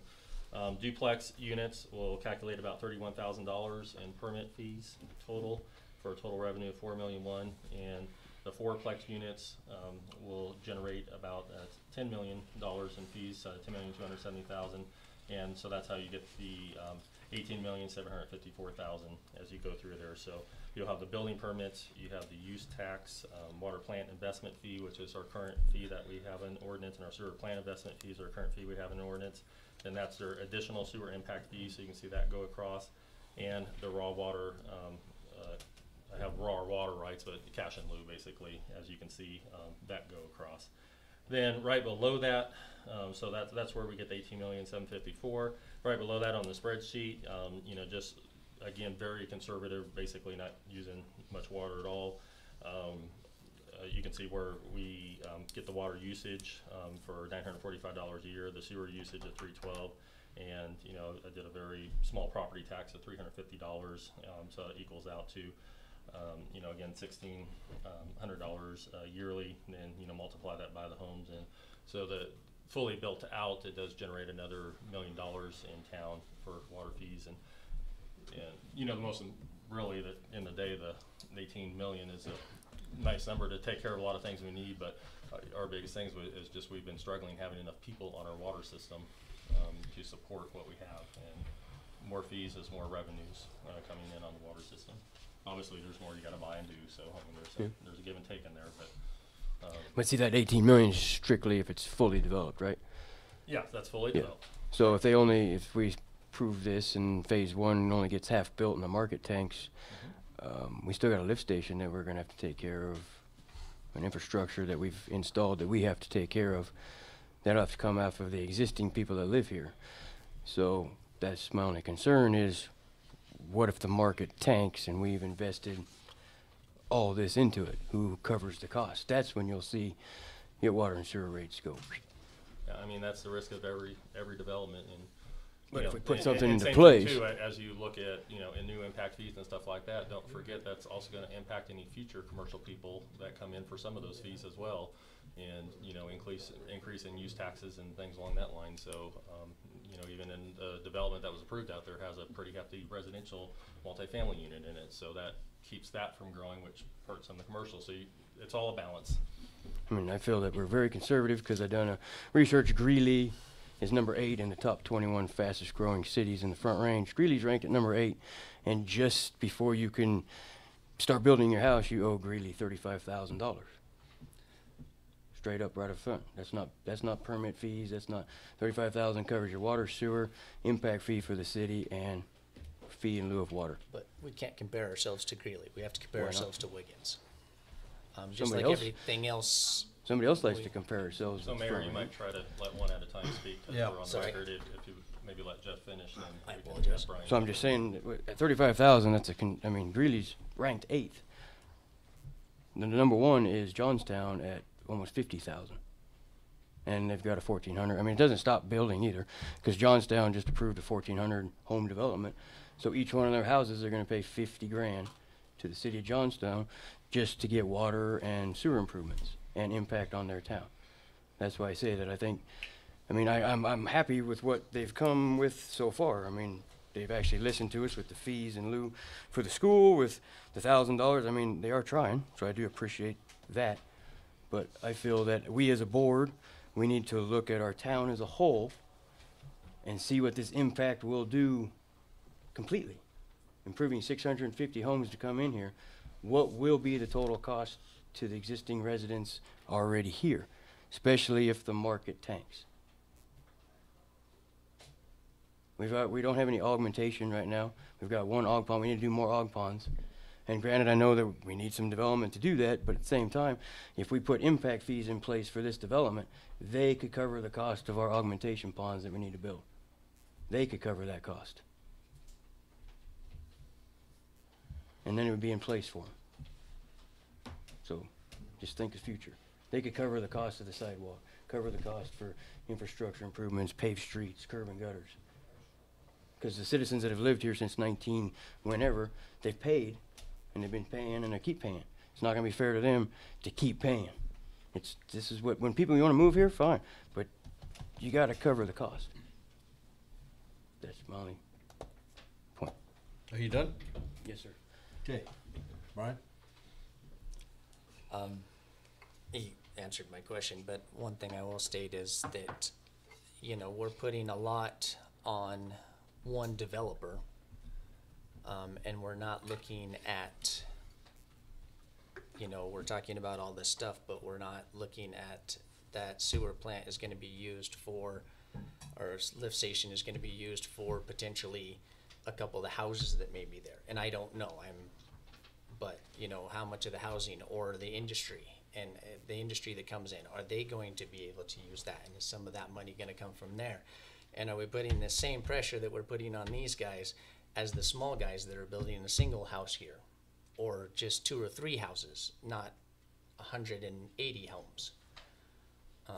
We're told that we have to be, equal across the board. Are we putting that same pressure on them as we are this group of people?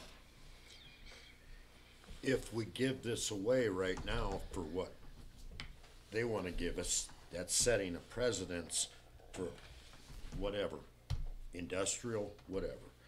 And they're gonna say, well, hey, you let them do it, why aren't you gonna let us do it? And then you'll have the same ones that wanna come in, and you gotta treat them the same way, and if you turn them down, then you gotta turn those people down too. Are you willing to do that? Are you willing to give everything away? Now, I asked you a question. If you turn these people down, and anybody that comes into the future, are you gonna do the same thing to them? Well, yes, Because- definitely. Why wouldn't we? Okay. You're setting a precedence. And we set the precedence early with Kiowa Park, and they're going off of that same precedence, plus giving us more stuff.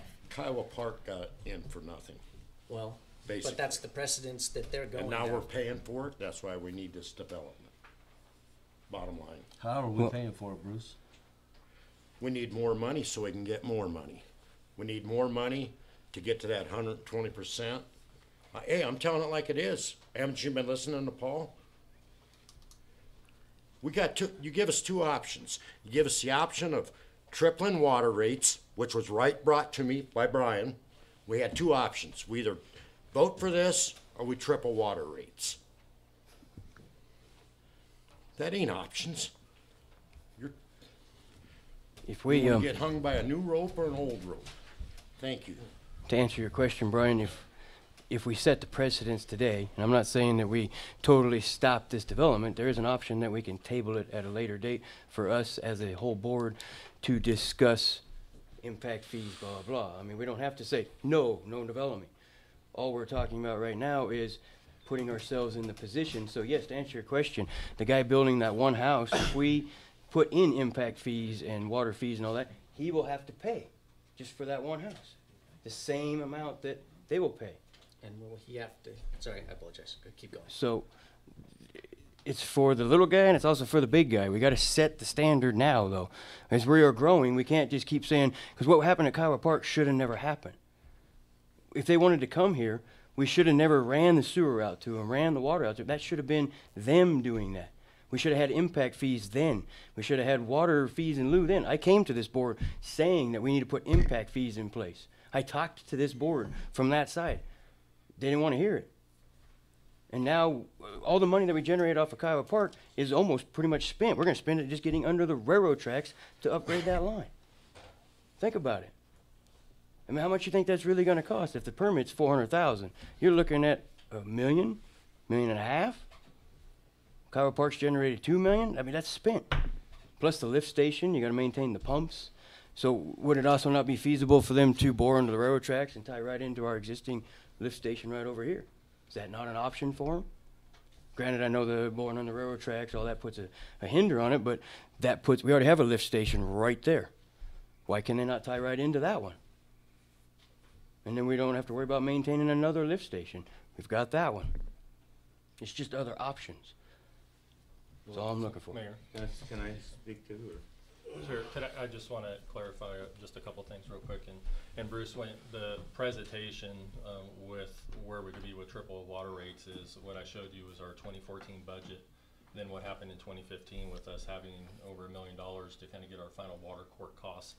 That's what we would have done without the development, was to triple the rates to get there, not because of the development. So No, so that's I exactly, that's yeah, what you get. I just want to make sure. I understand that's that, yeah. clear. Okay, so I just want to make understand sure that I didn't say because if we don't do this, we're tripling rates. But you know, there is going to come a calling. You know, obviously we have we're under time enforcement orders with CDHPE for our wet tests and for our TDS at the sewer plant. We're going to be in non-compliance here pretty quickly, and you know, so whether we like it or not, you know, there's somewhere becoming between, you know, $20 and $30 million worth of improvements that need to get done.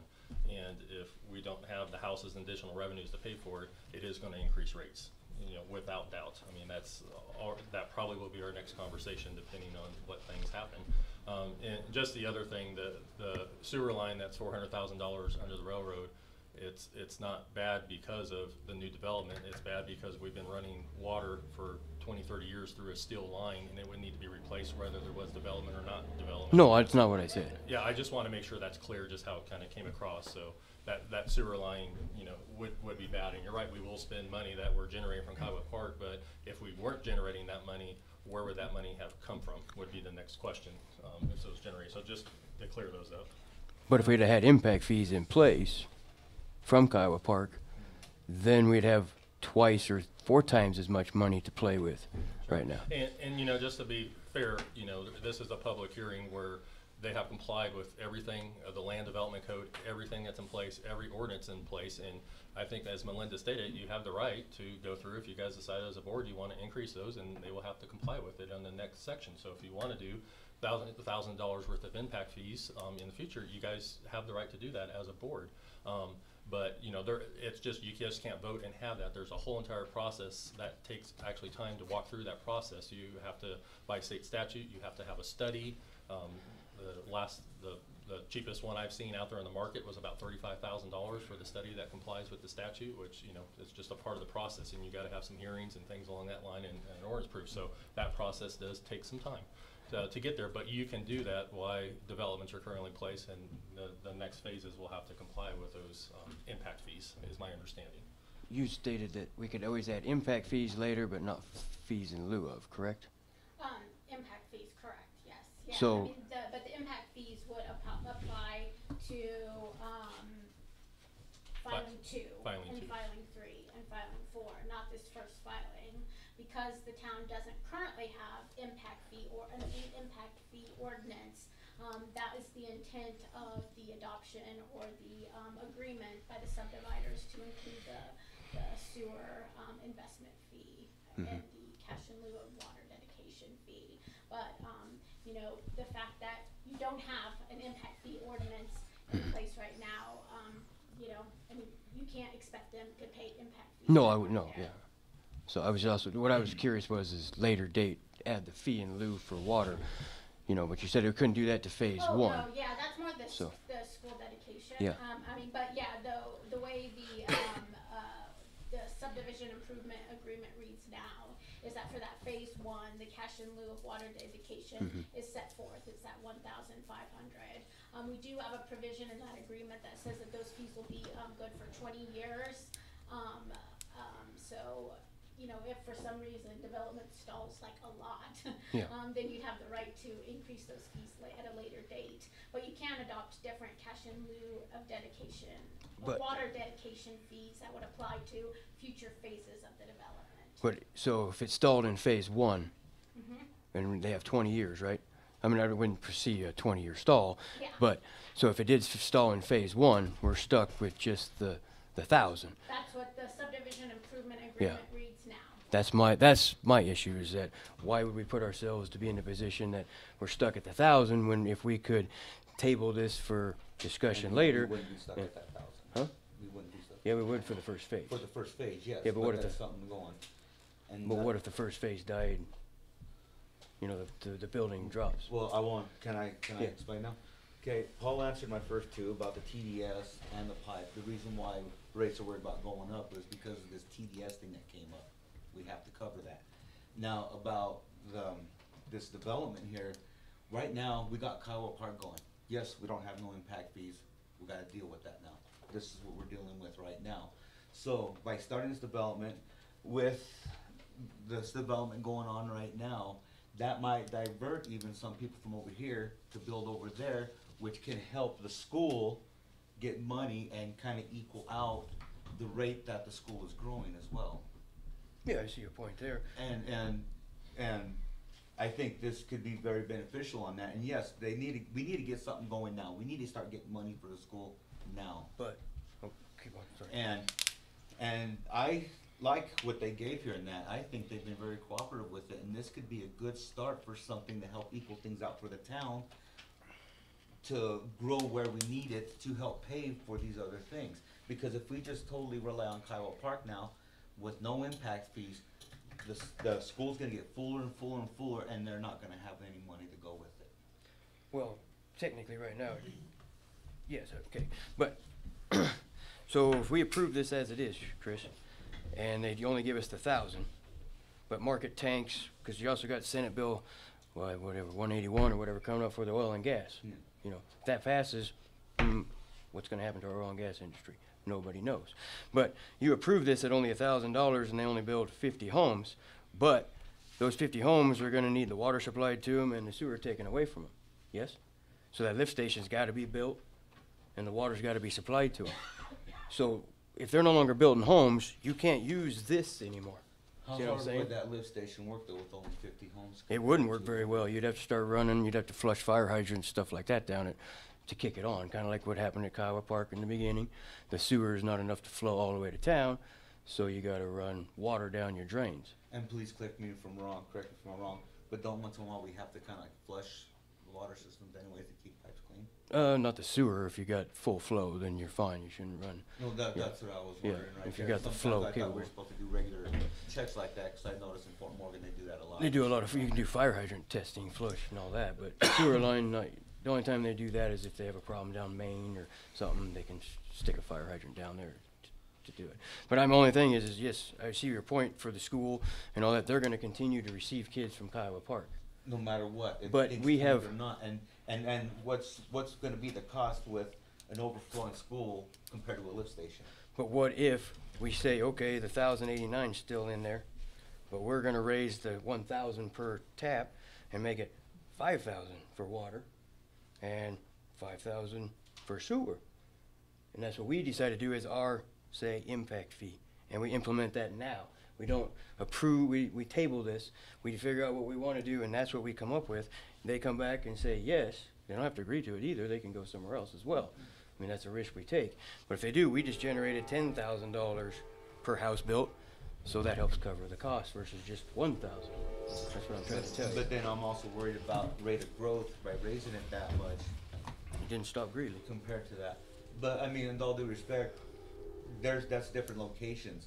Like, for example, when we discussed on the school meeting about how the development about 5 miles from here or so didn't fly too well compared to here, it's because of location. Some people just don't wanna go so far. It just depends on location. Where do people wanna live most at? And then if you wanna live more at this place here, yes, you can charge more because it's more of a demand Well, compared to another location. Mr. Mayor, if I could just interject, I've just gotten watching, we probably need to get back to making factual statements, and there's a lot of back and forth discussion. I mean, state your opinion, you know, put it on the record.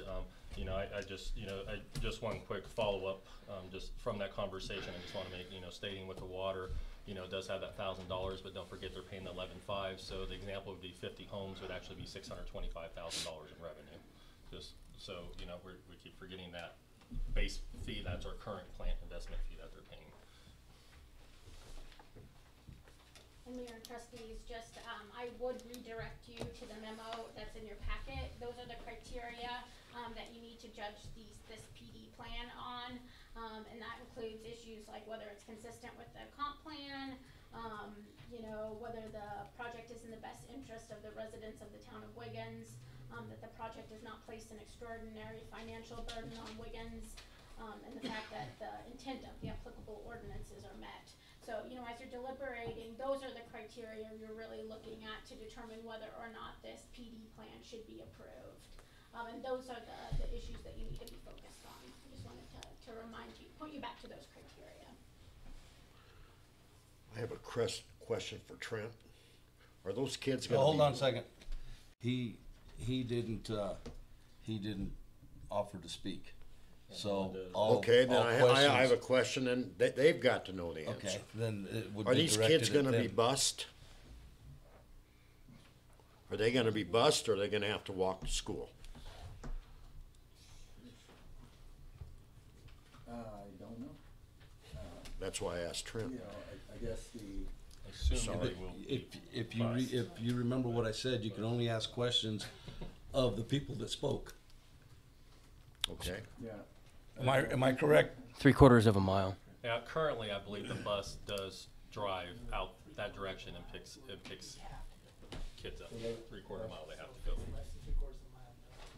So currently, they're being bused from Kiowa Park, which is, I think, less of a distance to the school than what that is. Yeah, I just asked Trent, he thinks the bus, Coming from you. coming from me, what I've been Okay. told All right. is it'll be bus. Thank you. That was easy. I'm sorry. But buses don't run in the summer, so there will be kids walking on, so we'll need a sidewalk. Okay.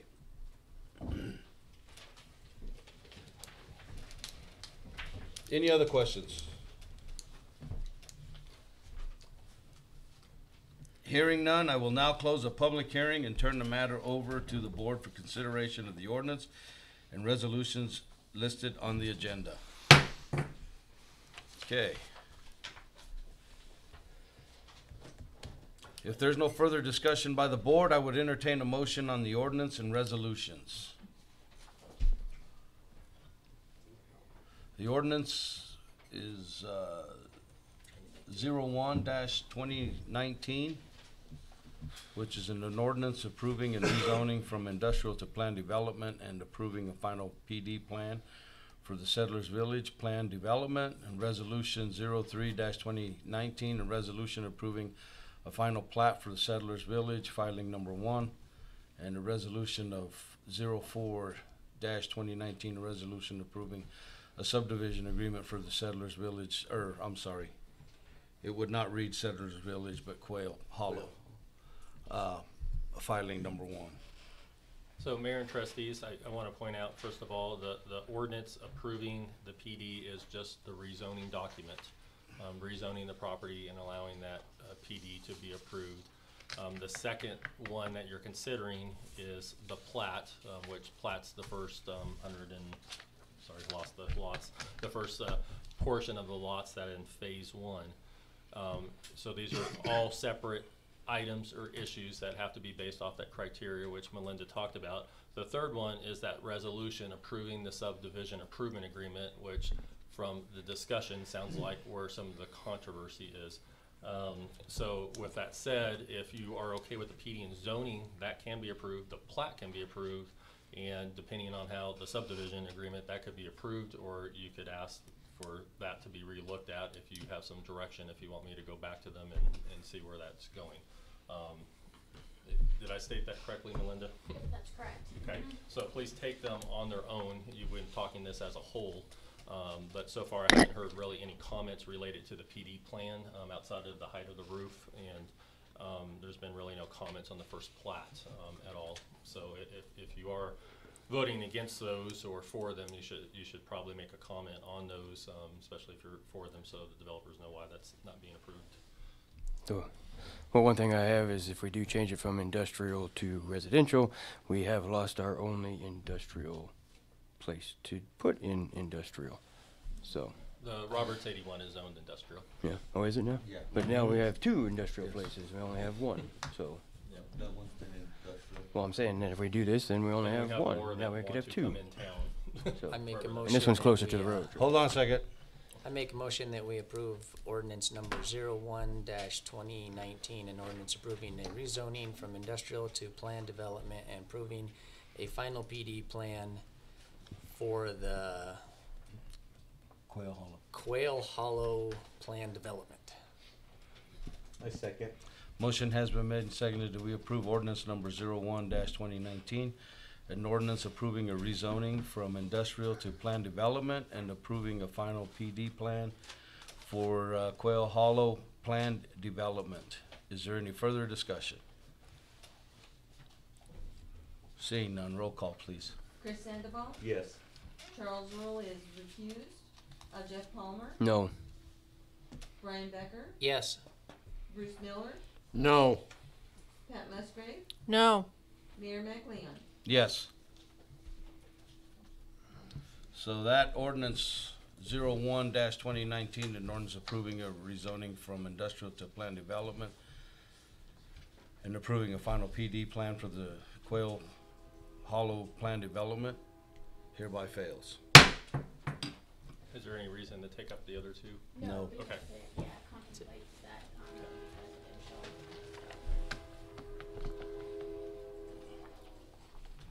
Okay.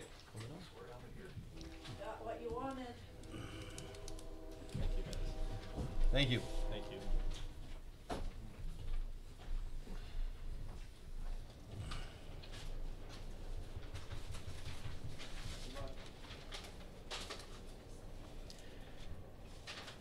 Okay, section 5. Oh, yes, please have Charles come back in. Charlie. Melinda.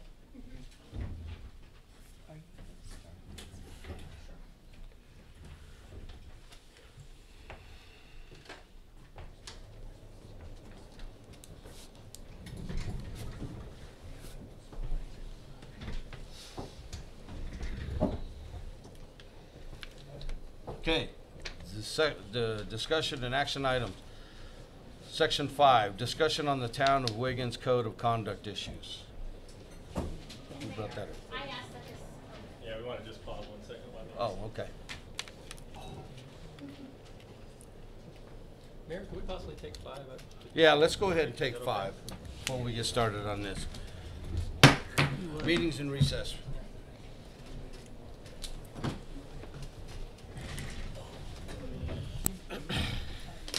Get out that door, do you know? Out the front one? Yeah. After you. Front door's open, or the side door is. I'm sorry, Chris. Okay, it was 3 to 3. I had a 2x6 smash my head today, so it's all good. Oh, that's not bad. fails because. At least it didn't hurt too bad. Yeah. And let me guess, when the, Okay. pain even though stopped, because before we you had were a okay. motion and then we Quit had to hurting go the with the pain, mayor's. right? Maybe. So, I think it's 3-3. The motion, the motion to table it. That failed because it was tied. Use the restroom, go for it. Also failed I'm in line. Oh, he's in line. I was gonna say, 'cause there's gonna be. Okay. If you need to use the back. Oh, no, I don't have to use that back. Is it okay if I grab you another water? Yeah, something, back to the left. Oh,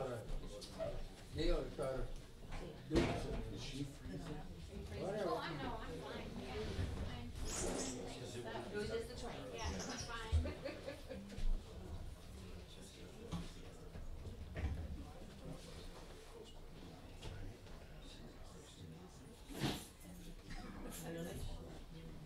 Charlie, I heard you were held up at the hospital. You okay? I heard you were held up at the hospital. Are you okay? I wasn't in the hospital. Oh, you weren't. Okay. That's what everybody's telling me. No, No. I was that close to it. Gotcha. I'm glad you're okay. You okay? I'm getting there. I was gonna ask you how your foot's doing. Oh, I'll find out tomorrow. Right.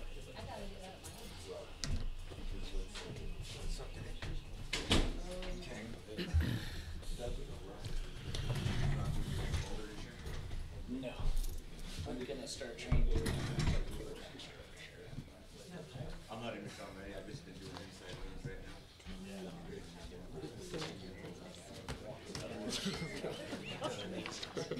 Mostly just been doing elliptical, I did about 17 miles. That's elliptical though, it's like a bike run hybrid. Yeah, it still helps keep you loose. Busy now? This So. You? How you been feeling? I got Kinda got laid up. Hmm? I kinda got laid up. Have you do? 3 ibuprofen with your cup of coffee. Wait about 15 minutes for the ibuprofen to kick in, you go. and then have the hot pad heated up and get done. Yeah. No, yeah, I planned on this later on this spring, this summer. I didn't go last year because of my vision. So I haven't been doing this chase. Your turn, huh? It got better this year when I, Did it? you know, the year before, you know, it was a trial and error. Right. And I think it's gonna get better and better every year.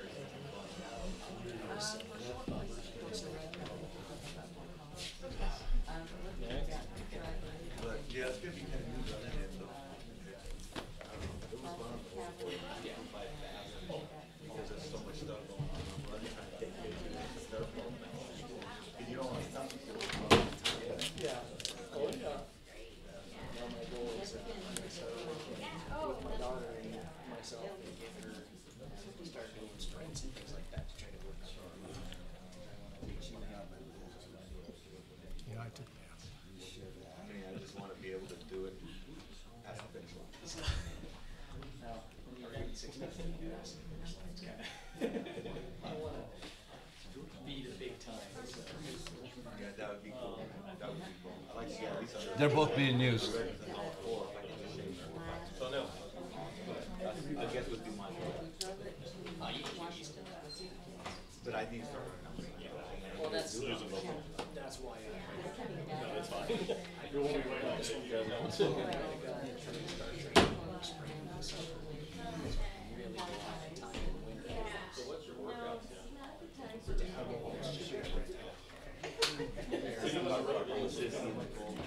Yeah, that's kind of my plan. Well, I don't wanna run on. Think this Wiggins code of conduct is on us? Jogging, especially when you're out in the fields. Right? Those are my fans, especially when you run that first strip down there. Inside sand. They took one while they were, so I'd say highly touted, I talked to them like a week ago. As I'm jogging by, usually they just look at me. Gotcha. But I better use one. Better get in there.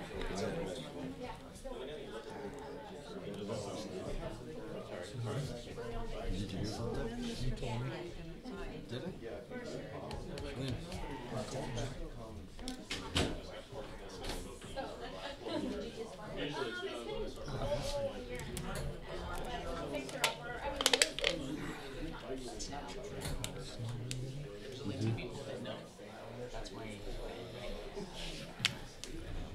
It's tiring.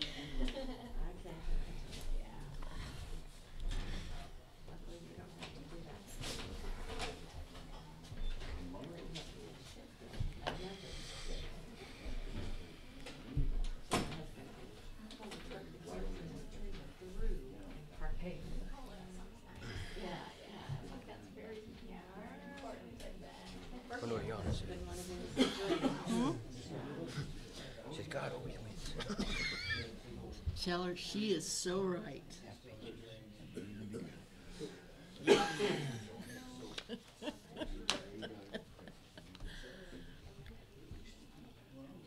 Matt, did you get Melinda's email that she sent out the meeting?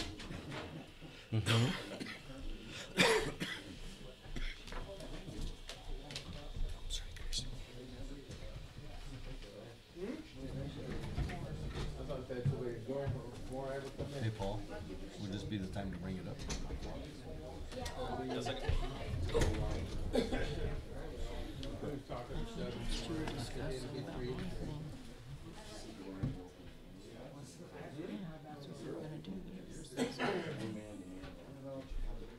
don't know what they gotta do to stroll that over.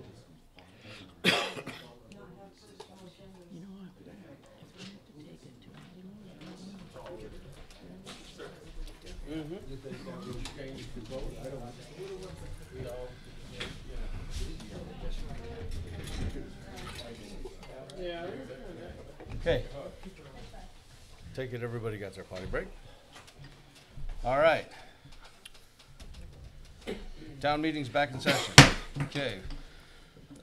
Section 5, first item on the agenda is discussion of Town of Wiggins Code of Conduct issues. And Mayor, I asked that this item be placed on the agenda. I received a phone call from a trustee just asking about the process for bringing up a complaint regarding a code of conduct violation against a fellow board member. And I've explained the process to the trustee, but I just wanna make sure the board as a whole knows what the process is. And so what your code of conduct says, that where the violation occurs in front of the board, so that would be at a board meeting or in an executive session, then the mayor and trustees should point out to the member, the offending member, the infraction of the code. If the behavior continues, then it can be addressed with the mayor, or it can be brought up with the board as a whole. There's a slightly different process when the conduct occurs outside the observations of the board, so, that would be staff interactions with trustees, etc. But to the extent any of the board members do feel one of your fellow board members has violated the code of conduct, then it needs to be addressed at a public meeting. It's not appropriate to have that discussion in the executive session, because although the open meetings law allows you to go into executive session to discuss personnel matters, it specifically says you can't discuss the conduct of the board members in executive session. So I just wanted to explain the process, and to the extent you guys do have questions or issues under the code of conduct, I guess this is the point on the agenda that you could bring those up.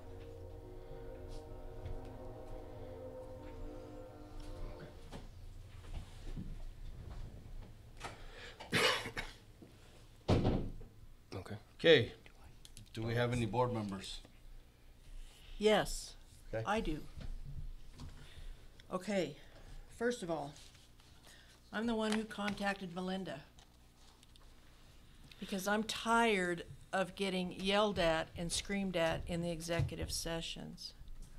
In an executive session last fall, Charlie Rule screamed at me because it was my fault because so many people came to the meeting because Andy Rowell was going to talk to us about his options. And he he felt that because I did not agree with the project that was currently going on, that, I don't know, he just screamed at me to the top of his voice, shaking his finger at me, and when he does it, he stands up, and he's very, I felt threatened. There was also a time that Charlie got up and yelled at me because I was a snitch because I exposed executive session material. And I had discussed this with Melinda, and the material that I had was not executive session material. And the young man that brought forth to the board that it would raise our rates, I don't know what Charlie was talking about, but he called me a snitch. And Mac, you did nothing to stop it. Both times you did nothing to stop it. And then last month in the executive session, he got on Jeff and I about speaking amongst ourselves. It was off the topic. It wasn't even the topic. Bruce proceeded to say, we are off topic. Mac, you never said anything. You didn't. You're so quick to shut everybody else down except when Charlie yells at us. Mostly me. And you allowed it to continue. Finally, Bruce got up and says, okay, I'm out of here. That's when you finally stopped it. And frankly, I'm tired of it. I went home that night. I was sick, couldn't sleep. Every Thursday after I get out of these meetings, after I've gotten yelled at, I go home and I'm sick. I don't do well. And I feel that it causes me to have tension and anxiety, and I will not stand for it anymore. I do have 2 people here to justify that what I'm saying is true. Yeah, it's true. And so I want it to stop. I want to start being treated with respect. No, I'm not going to have the same opinions as you do. That's life. But that doesn't give somebody the right to stand up and bully somebody just because what we say is different.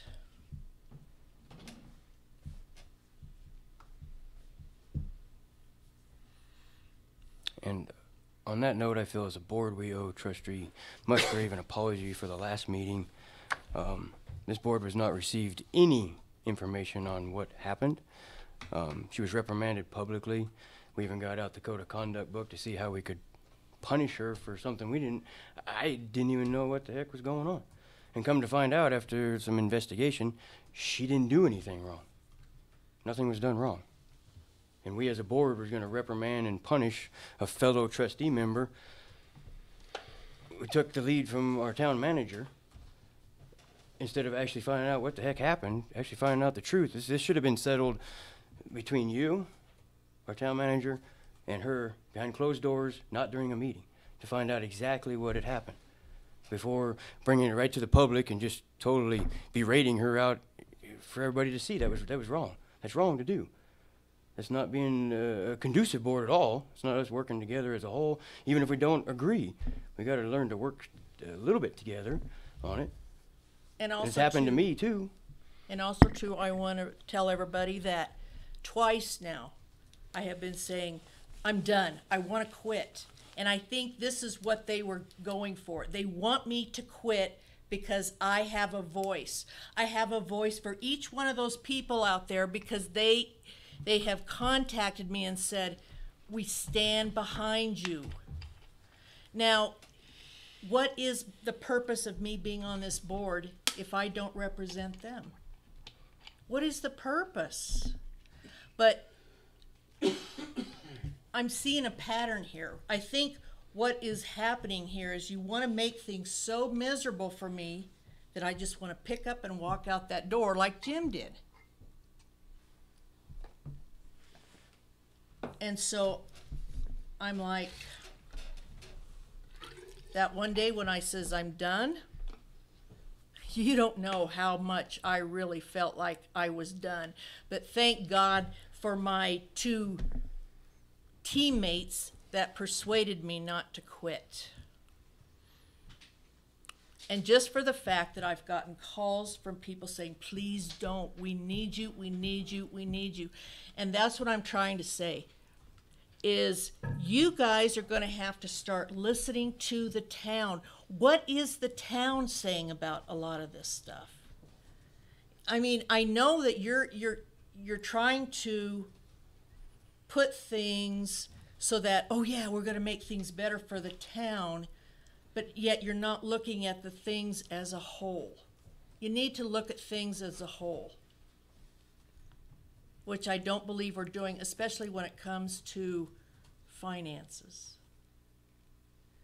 Did you take a look at the audit? I know we're not gonna discuss it, but did you take a look at it? Mm-hmm. I don't know about you, but I'm not gonna say anything more. I have one question for Melinda.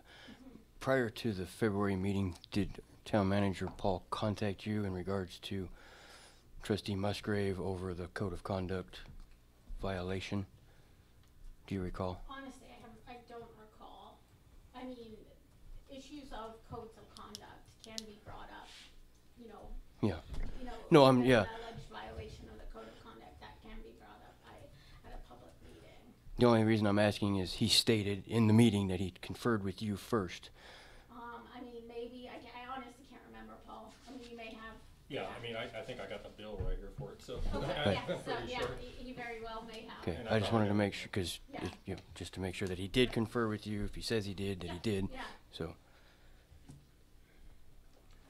But the only thing that I talked to Melinda about, Mac, about you, was for the fact that you don't stop it. I mean, you have no problem stopping us when we're conversing back and forth more than once, which I get that. But for the fact that, like last month, I went home and I was sick all day on Thursday. I couldn't function. And I don't think that professionally he does not act as a good board member. He's a loose cannon. I've heard that from a few of the citizens. That Oh yeah, and I got my husband to attest to that too. He had an encounter with him one time. And as a friend, Charlie, I'm telling you that as a friend, that I've had a few people come up to me, well, more than a few, and just, they don't feel that you listen to them, is all. So. Melinda, if we're in executive session and something happens like that, and I go and say, we are off topic, do I have to stay here and listen to that? No, I mean, that's up to you. Can I just walk out? If you're going off topic, of the executive Well, I mean, session, it didn't get then- stopped. It didn't get stopped. Well, it needs But to- can I, if I get up and leave, am I gonna, That's your prerogative to get up and leave, yeah. okay. Because I'm not gonna listen to it anymore. That's all I have to say. Okay. And, you know, I kinda wanna come back since I'm brought up into this. I'm having, and I have a new one, multiple instances where boards interfere with staff in an unprofessional way. And it is at the point that I have brought it to this board probably 7+ times of these interference, and again, the board refuses to do anything. And what's the point of the code of conduct if no one's gonna follow it? But again, you know, those are all instances that deserve a response. As a manager, what a horrible spot I'm in with my employees that say, you know, hey, we have these interactions, we feel threatened, we're being yelled at, we feel harassed, and yet nothing out of that ever comes out of it. And, you know, the board or my staff is at some point is going to be left with no other alternatives but to seek relief from somewhere outside of the board to deal with these. And it's serious. And, you know, as the same way, you know, and Pat, I got to come back because the same way as that's going on, you called me on, and the board has never done anything with this to my satisfaction. You called me on the phone and said, I'm going to tear into you. And I know you remember that conversation we met in the board. Mm-hmm. And I asked the board, you know, what do we do then? I asked you to stop because you're violating my rights as an employee under EOC, and I felt it threatening. And you said, and you turned around and said the exact same thing to me over the phone again. And I don't think I've ever been that disrespectful to you, in addition to the other things that go on. But even if I was, and I guess, you know, you deal with that in executive session as an employee matter. But still, you know, those are instances. And, you know, I have another instance where I have another complaint against you, Mr. Palmer. I'm sure the mayor's going to probably bring up here shortly of improper interactions. And, you know, again, it's a multiple one. I have not talked to any of our employees. Not a single one. But, you know, I'm just really, I sent a understand message what to a you. pickle in a hard spot it I puts sent a me. message to you. That's the only interaction I've had, and I sent it as a mass text over the phone to you and all trustees if we could possibly get the snow removed off the sidewalk before the baseball game. But I have not spoken to a single member of our staff in months. So I don't know where this is coming from, but I have not spoken to a single member of our staff. I don't speak to, Nope. I I haven't don't seen them. They go by, I wave, but I do not talk to them. And again, I don't mind staff, So- I don't mind trustees speaking to staff, but when orders are given in a high-pitched tone, that sounds threatening, that's a problem.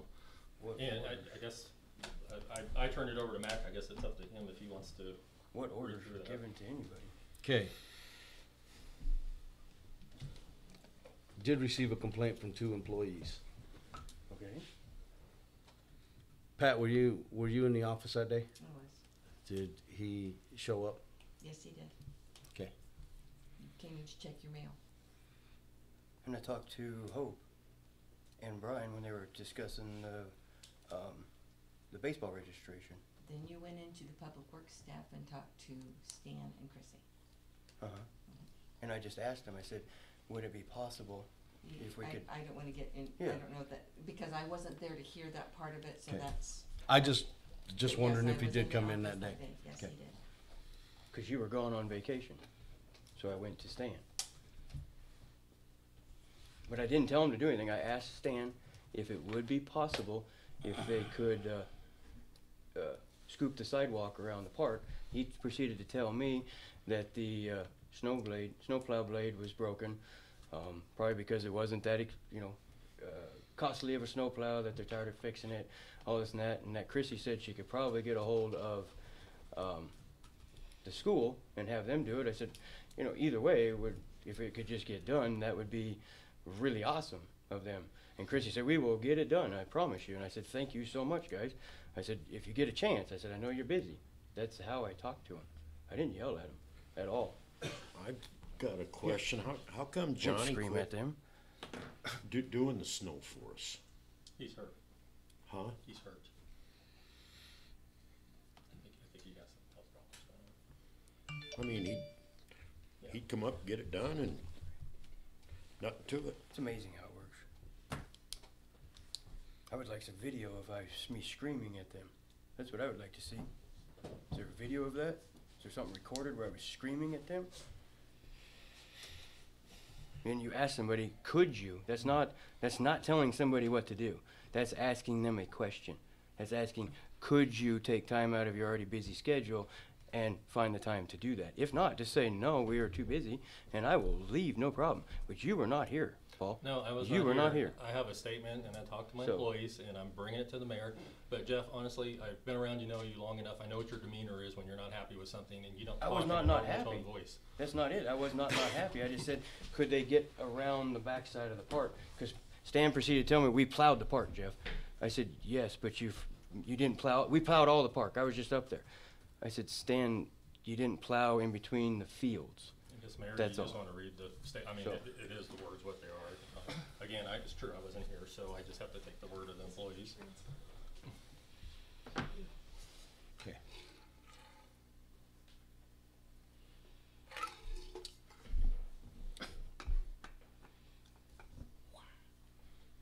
All right. This is a letter regarding snow removal which fell on March 2nd through the 3rd, 2019. March 25th, 2019. Dear Mr. Mayor, on March 6th, 2019, a staff member and I were confronted in the hall by Trustee Jeff Palmer. Trustee Palmer informed us that we did not adequately remove snow around Teets Field Park. Trustee Palmer inferred that the snow was up to his knees all around the park and that there were kids wanting to play basketball on the basketball court.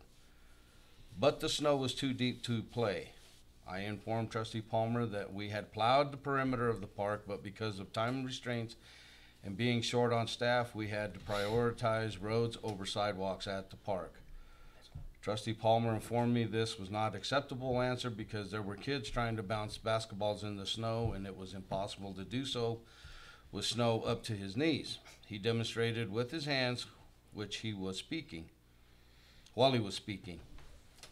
I asked Trustee Palmer if there were truly kids in sub-zero weather wanting to play basketball. At this point in the conversation, Trustee Palmer's posture became increasingly agitated, and he said yes and stated that we needed to clear off the sidewalks and basketball court as soon as possible.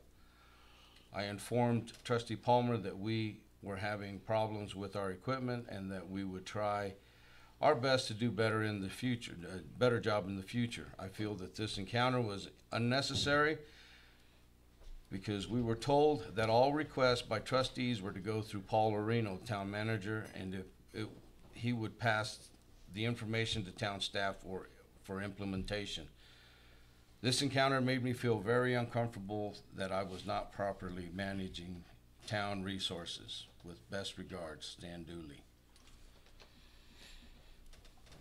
The other one, dear Mr. Mayor, on March 6, 2019, Trustee Palmer said we had not removed snow around the park. We took that comment that he was saying staff had not removed snow at all on or around the park. We informed Trustee Palmer that we had cleaned the snow. Trustee Palmer got more agitated and stated that we had not plowed the snow around the amphitheater and basketball court. The day Trustee Palmer came in, it had been there 3 days. The snow had mostly melted off. We also attempted to explain to Trustee Palmer our snow plow for the side-by-side was still broken, and our main focus was on roads at the time. Trustee Palmer's demeanor and attitude through the whole conversation was very uncomfortable for us. Respectfully, Chrissy Danford. That's what we both. P.S. Staff has pictures showing the condition of the sidewalks and basketball court on the day we were confronted by Trustee Palmer. However, I did not get those photos.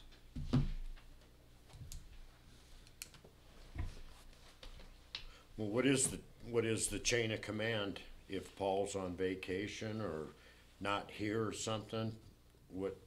Who should he get a hold of you? Yes. Well, and we have stated at another meeting that you can call the clerk, but understand, I've made it very clear to everybody, you can call me or send me a text. In fact, I had my phone the entire vacation. I ended up spending 2.5 days of my vacation working to get stuff out. I had to get stuff out between the auditors and taking care of the staff issue on my vacation. So I was very reachable because Stan called me right after the incident happened. I would actually know of meetings, 1 meeting, 2 meetings ago, that was stated that if we saw something and we wanted to stop the staff, that would be okay if we stopped the staff. If we saw something like water main break or something like that, which I understand is an emergency, but you were not here, and I did not make my demeanor uncomfortable or anything, because I even laughed and joked with Chrissy, so I don't know where she's getting my demeanor. And I asked about the snowplow blade. I noticed that's not in there. They proceeded to tell me that since we bought a cheap one, that it breaks all the time. That's what Stan said, since it wasn't a good one. He's trying to save the town money is what he said. I said, that's fine. You know, if we don't have a blade, we don't have a blade. Could we talk to the school? And that's what he said. Because he's like, well, we can have John. Maybe we just have them start taking over plowing the park, is what was told to me. And I said, okay, whenever you get a chance. And yeah, there were some kids trying to play basketball at the park. It's 40 degrees out. A kid will go outside when it's 20 degrees outside and take a basketball out there. But I didn't say you had to do it right now, banging my fist or anything like that. I said, could you, if you get a second? If not, don't do it. And then when I come to the meeting, I'll ask you, do you think it'd be possible that we get the dang snow plowed off? That's how it works. But I didn't make them uncomfortable. I didn't accuse them. I didn't dictate them. And I didn't direct them. I've never directed a single member of the staff. And I have been lied to before by Stan, by the way, to my face, right in front of Pat. I think just So- to avoid issues like this in the future, I mean, your code of conduct does say that questions of staff and or requests for additional information need to go to the town manager. So, the purpose of that is, it follows the chain of command. It, honors the form of government that the town board has, approved, which is the town manager form of government. And it also just protects you. Because, you know, to the extent somebody does complain about your conduct, you know, you are getting into, you know, issues that are not within the scope of your authority as a trustee, I mean, that sets you up for personal liability. I mean, we've had that conversation. Well, I see that now. I see a lot of lying going on, so, you know. Well, I mean, we don't know. And Melinda, I want to be careful. We cannot discuss staff comments about what you think you're doing in a public session. They are privileged and it's the executive, so please don't make comments of staff. If you have a comment, we can discuss it. And I'll give them proper notice, 24-hour notice before a meeting before we discuss what, if you feel you have a problem with the staff member. I don't have a problem. What I have a problem with is lying, though, Paul. I don't like lying. I mean, I guess you can brave, I guess. Okay, can I speak now? Okay. Well, I want to let know I care about everybody here deeply. But I know I'm going to tick people off, but I'm going to say what's been told to me and what I've noticed that goes around. There has been a bad conduct on this council. I've had a lot of townspeople come to me and apologize to me on how conduct has been getting handled here. There has been a lot of yelling. Yes, Charlie has yelled. You have yelled at Charlie too. You have threatened to. You know, I've heard the words, and you do tend to blow up, Jeff. And yes, there has been lots of times where you didn't follow the conduct when we've been reviewed. Same with you as well. And yes, I've seen Charlie. He gets upset too. I've heard Charlie get mad too. But I hear people get mad because of just the way everything's just been getting handled around here. And really, I'm getting tired of it. We're professionals here. We need to be handling things in a professional manner. And right now, things are getting way out of proportion here. I'm tired of it. I'm hearing the yelling back and forth. We can't have logical discussions, it seems like, anymore. It seems like somebody's out to get somebody. Instead of, I hear more problems instead of solutions. We need to be figuring out solutions here, not problems. And all I'm hearing are problems right now. We need to be fixing stuff up. And I don't know, we've been through this code of conduct many times, and still the same thing constantly happens. It's like it's being ignored, and we're not doing anything about it. And maybe we should start enforcing it, because I'm tired of it. We need to move forward. I'm afraid to talk to town employees. Yeah. I am. I'm really a lot of times, most of the time I'm here, I sit and I listen. Because sometimes, who knows who's gonna blow up when you say something. Or a small aleck remark, a smirk, or something like that. And so, I mean, I signed up for this for the town. I didn't sign up for my buddy, I didn't sign up for a group of people, I didn't sign up to say, hey, look where I'm at. I signed up because I care about the town. I mean, look what we get paid here, $40 a month for all what we do here. When I signed up, I didn't even think we got paid. I just said, hey, I want to do something for this town. Let's do something for the town. But I don't see that going on.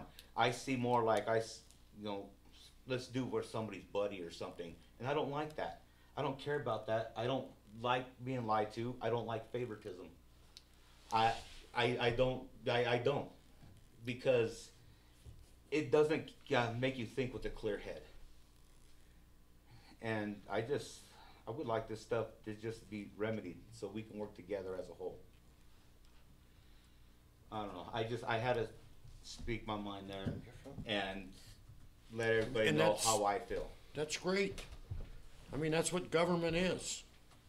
I mean, if we could have a yes council like we've had for the last 6 years. Everything's yes, yes, yes, yes, and just sit there and nod and that. But you have to. That's why we got elected, because we have opinions. And I love it. I've talked to all of you, and I mean, just great opinions, awesome opinions. I love all the opinions given, but it's my job as myself, an individual, to speak to the whole, is to come up with my conclusion and what I feel in my heart, what I feel is right as well. I can't go, okay, yeah, you make a good point, I'm not gonna listen to the other person, or you make a good point, I'm not gonna listen to the other person. I gotta figure out how I feel. And that's what it's all about, Chris. And I do, I care for everybody here. Everybody has just an awesome, unique talent all their own. And I mean, I consider it a privilege to learn what I can from each one of them to help make myself a better person.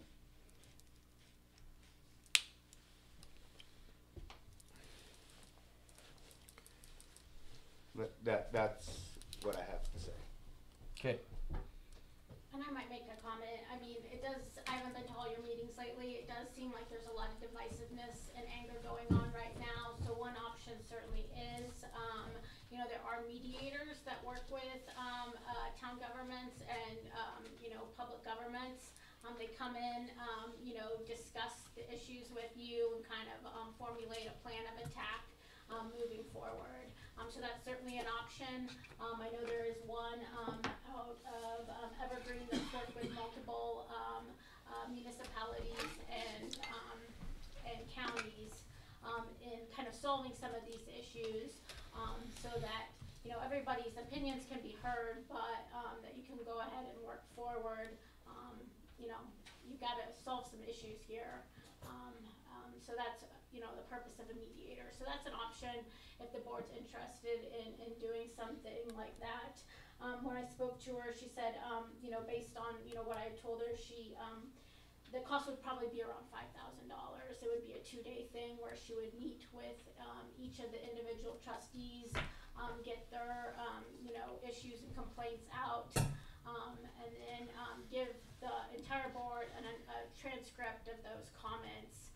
Those would be treated anonymously, and then she'd kind of set aside a day to work with the board as a whole to work up a plan, and some recommitments on working within your code of conduct, and giving you ideas working definitions of the terms in your code of conduct, that you need to treat each other with respect, and issues like that. So just wanted to give you that option, because that's certainly something the board could consider.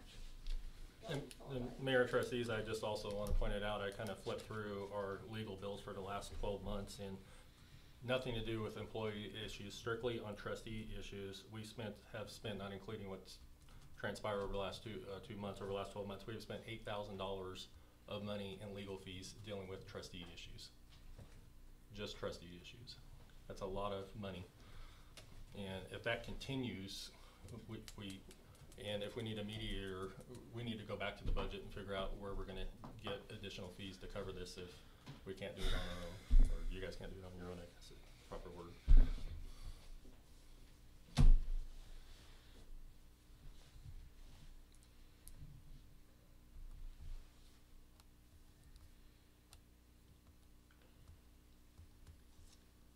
Apologies? Well, I'll start. I'll apologize to anybody that have ever upset or anything like that. Really, I have no problems, I feel like I said what I needed to say, and that's how it is.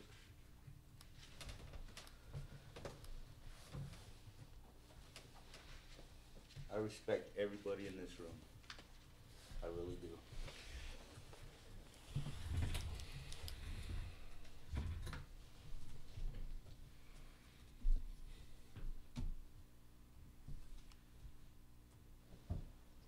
feel like I've done something wrong, then I would have no problem saying an apology to somebody, but I don't feel I actually did anything wrong. I mean, I didn't. Sorry, but I didn't. I didn't sit there and tell anybody to do anything. So, but to my fellow trustees, for the arguing and all that, I mean, I apologize for that. I would rather go about talking it rather than yelling it. So, makes it a lot better if we can actually just discuss things, even if we have a difference of opinion. So. Well, I would never even think about calling you on vacation.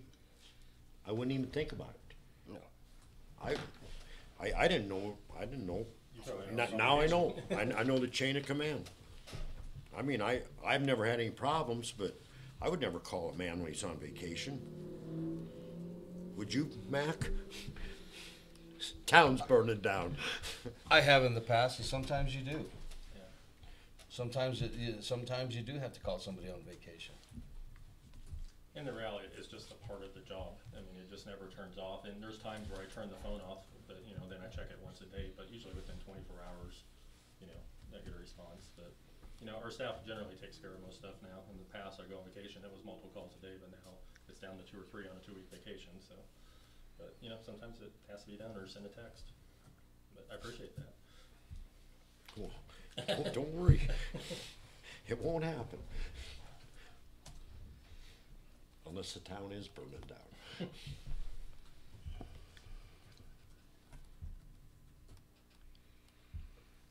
And honestly, your comments, I've never had a problem with you interacting with staff and your comments. I mean, never had a complaint, so, I mean, not an issue. I don't.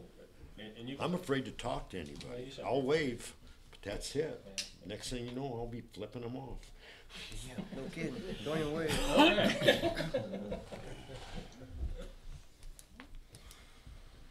Well, Pat, I'm sorry you feel that way. I apologize. Thank you for bringing it up. Jeff, my apologies to you too. And any other board member that I've ever done that to. But at the same time, Jeff, I gotta call you on this because this is the 6th time that this has happened. But you're taking one word to another word. This is he said, she said, man. That's all it is. So he said, she said. Why would they put it down in writing? Why would they put it down in writing? Yeah, Well, exactly. I don't know. I want to get him out of there. Yeah. Again, be Anyway. careful what we say about staff members Yeah, as you have this so- conversation. Keep it about trust. I don't know why they put it down, Mac. I can't answer for them. But I can answer for me. And I know how I talk to them. And when we're laughing and having a good time, and I thank them for what they do, and then that's a little disheartening. Because I thanked them for taking their time to listen to me talk to them. That's all I did was talk to them. And I guess we get in trouble for just talking to them, then I'm going to stop talking to them completely. And I don't want to be that way, because I do like them all. Every single one of them. I've known one for a very long time. Known 2 of them for a very long time. So, I'm not going to dictate to them anything, man. And no, I did not contact Paul because he was on vacation. Yeah, okay, I could contact you. That could be. But I went to Stan, who is the superintendent of our maintenance department. And I didn't tell him to go do anything. I asked if he could find the time. That's it. To save our town from a lawsuit. That's all I see. Is somebody tripping, falling at the park, getting on ice, and suing the crap out of our town. You guys don't realize that I have the best interest of our town at heart. Everything I do is for this town. 100%, and the people that live in it, whether they agree with me or not. I care about each and every one of these people that live here. Each and every one. Because it's our town together, and without them, without us, it doesn't work. But if you cannot even talk to somebody without fear of having something like this happen, what the heck? Seriously. What the heck has happened? Well, what's I support happened them is, completely. what's happened is this has happened more than once. Yeah, and some of it's been on unfounded documentation too. They didn't even have my name attached to anything, but yet was brought before this board and was gospel truth, even though my name had nothing to do with it. And I got reprimanded and scolded by all 6 other members here. Not you guys, but the previous board took information that didn't even have my name attached to it. That's based off of hearsay, and wanted to kick me off the board. Was that hearsay, Paul? Previous accounts. Yeah, I'm not gonna I mean, name any all I names, said, I'm there's, not gonna- you know, like I said, there's been multiple incidents. I've turned in all the documentation to the board and whatever that was between, you know, stuff that was sent to me by employees, so.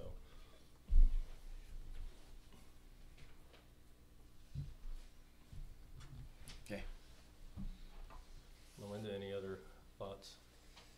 You know, I mean, just, you know, your code of conduct's only as good as an actual, like, if you actually enforce it, you know? So if you are seeing issues, and if you've got concerns that arise under the code of conduct, it is appropriate to bring it up during a public board meeting. And your code of conduct says that there are various enforcement mechanisms, including, public censure, reprimand from the board of trustee, and then other sanctions as deemed appropriate, and that's not defined. But, you know, to the extent there are violations of the code of conduct, it's incumbent upon the board to bring those to the board's of attention, when they're happening, if possible, so you can address them at that time. And, yeah, I mean, you gotta be careful with staff interactions, just, in general, since you've got this, type of government. And if the board doesn't want to do the mediator, you know, as you know, through the meetings, I kind of gently redirect when things start getting too far, and, you know, with public hearings. I mean, if you want, I could make sure that I'm very boisterous and not let it go direct if that's what you guys want as a board, just as long as you don't beat me over the head for doing it. So, you know, when, you know, we can allow one person to talk, and that's all that talks, and, you know, the proper way is, instead of having the back and forth conversation, which everybody does, you should address the board as a whole, address the mayor or nothing else, and state your comment and be done. And that gets the explosiveness of going by. They also make electronic devices, you know, it's kind of like a bouncy ball. If you hold the ball, you talk. If we need to get there, but basically a lot of councils actually do a lighted system where when you want to speak, you push a button, and when it's your turn, the mayor recognizes you, and, you know, sometimes they set time limits, sometimes they don't. If that helps us get to that next stage, then it's well worth it to do it. And you just, as a board, though, still gotta respect the standards that are there, or if you ask me to do it, you gotta respect that role when things get out of line. And, you know, I feel like it'd be evenly fair across the board to each and every one of you. I try to do it every time we meet. So, but I'll leave that in your hands as another option too.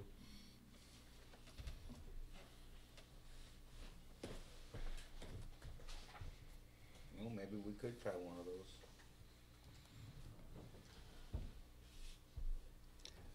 I don't know. I don't know, what is everybody else's thoughts on it? I think we're grown adults. You what? I said, I think we're grown adults.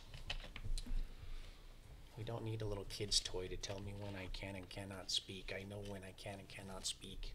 I know when I can, and I can control myself. I mean, that's just me personally. I'm talking myself only here, so I don't, but I think I can control myself. I think I can be quiet when someone else is speaking, and I can respect that. I don't need a little. Well, it has been getting better, Brian. I'm just, he was I stating. mean, hasn't it? Yeah. I mean, in the last 3 or 4 months, it has gotten better, because previous boards, you know what it was, Matt. Probably not the last 6 years, but I'm talking 10 years ago.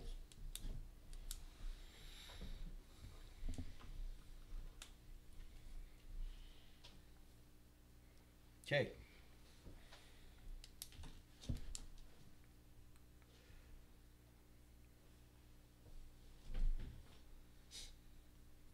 So would the board like me to be a little bit more forceful as a more of a sergeant at arms role, which is a little bit outside, but whatever. I'm okay with that. At least directing if it gets too far. I Sounds feel good. that could work, and we as a board also need to try to correct each other when we start to stray. So Yeah. maybe it helps Okay. some teamwork. Anything else? Bruce? No, sir. Brian? The only thing I have is,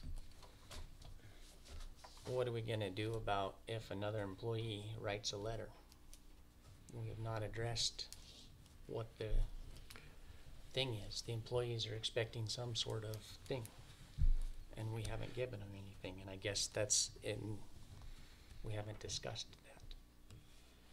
And maybe it doesn't need to be discussed. But the employee sent a letter out wanting to know an answer. And maybe there is no answer to give. But maybe- Jeff, Yes. do not talk to no employees. Yes, sir. Please, just won't even- don't talk to them. I won't even wave. I don't want it to be misconstrued for. You what can just wave. said earlier. No, Full hand, I full might get it hand. misconstrued to do something else. But just do not talk to the employees. I mean, because they're taking you wrong or something. I don't understand. But just, please. I like you. Yeah. Charlie? Thanks, Bruce. No comment. You? Chris? Got anything to say? Anything more? I got nothing more. I kind of poured out earlier. Well, thank you. Jeff?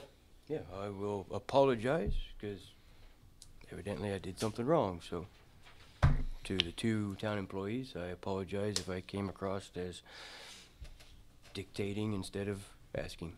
So, Pat? No? Okay.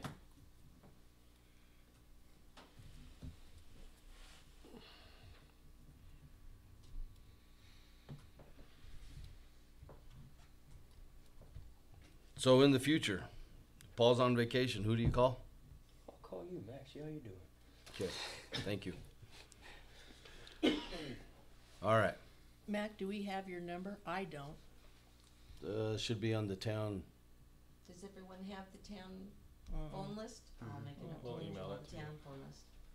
And to be clear, depending on what the general thing is, a request for service, I am okay if I'm not here. If you try my cell phone first and text me, you can call and ask for Pat and pass the information on. I've never seen any trustee disrespect Pat here. I mean, if that happens, then you will know about it quickly. Sometimes if I don't have somebody's number, I'll call and ask Pat. Yeah, I mean, you call the main office and ask for Pat. You know, text works good for me too if I'm not around, because I can check them. You know, sometimes I'm in a movie or something like that, and I'll check it when I get out. To, you know, unless it, you know, again, it all depends. If it's a, you know, a water line's blowing up, it's a whole different circumstance.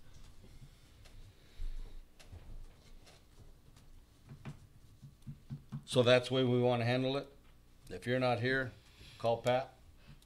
That would be Then fine. Pat can Yeah. forward the information to, Yeah, more than likely, I mean, I still say, please just text me and call me if you want. I mean, it's not, and I usually let Pat know when I'm not reachable. If I'm on a cruise or something like that, I'm gonna check it every day. But, you know, Pat usually turns around, and I usually check in once a day anyway to see what's going on, just to double check. Okay. So it gets to me anyway. I'm type A, whatever, it happens. okay.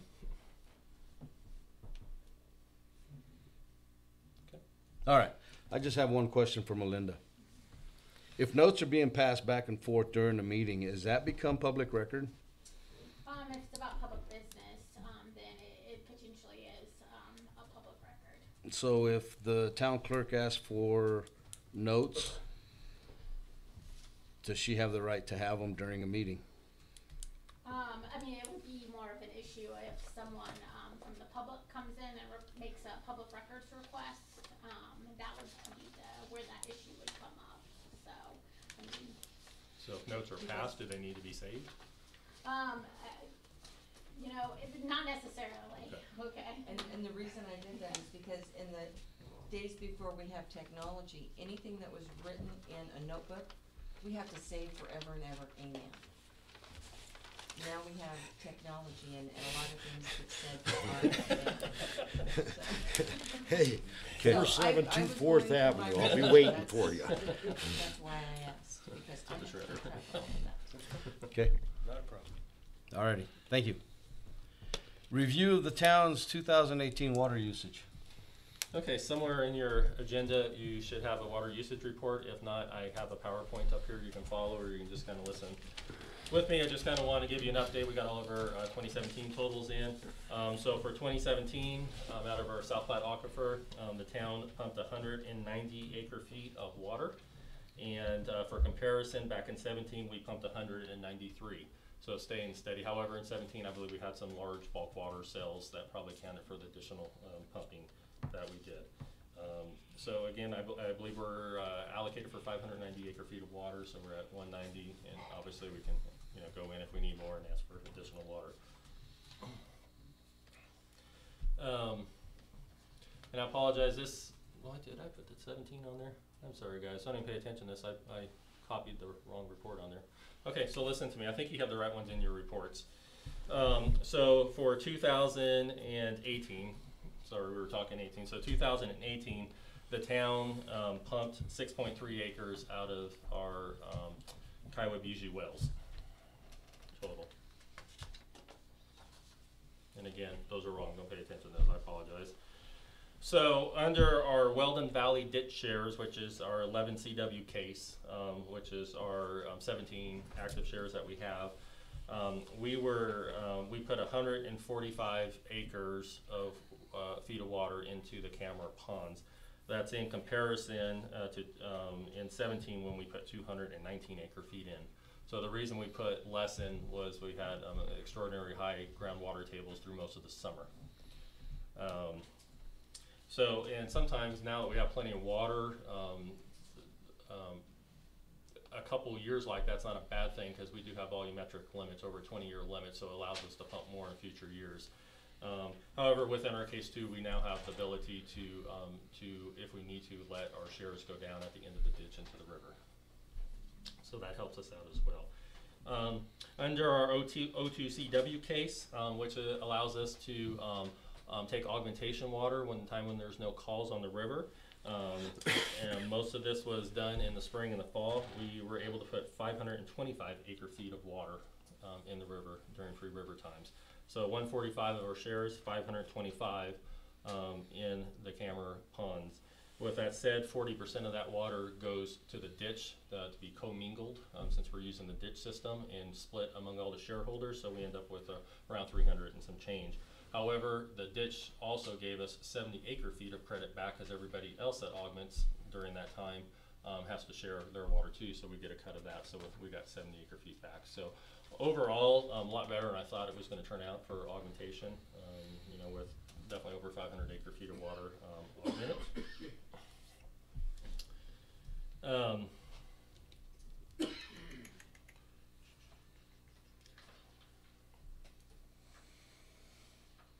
So our total Camera recharge was 661 acre feet of delivery that we have available. So kind of looking at our demand, because we have replacements that are lagging behind that we have to take care of. We had a total of basically times when, if we just look at the times, if we calculate the free river out of it when we pump our wells, we basically owe 240 acre feet to the river. And we had a total of 472 acre feet of augmentation supplies available. Then we add in our lease water that we have available. And after everything is owed, the town of Wiggins let 832 acre feet of water go down the river and lost.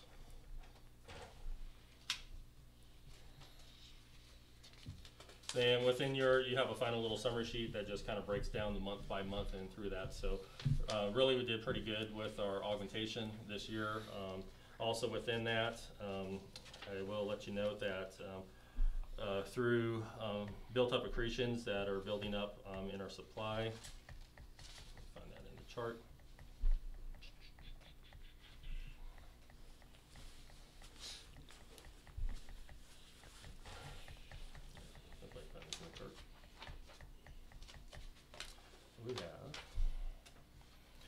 So just built up water that's in the aquifer, so going forward, so for 2019, we already have from our recharge the previous year, 231 acre feet of water in the ground. In 2020, we got 129 acre feet of water built up in the ground. In 2021, we got 95 acre feet of water built up in the ground. So we continue, such as we do that augmentation building. So Rivertown's water augmentation supplies are looking pretty good. We are currently augmenting water right now under the Free River.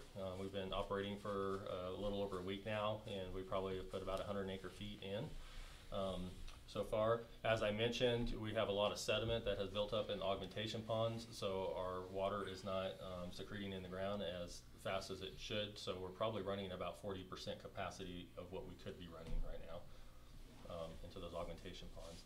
And right now, the groundwater table in the area is really good. So I have a feeling we'll be able to keep augmenting, hopefully, for the next 30 days of Free River. Any questions on water? It's on table 6, Paul. So you have the totals.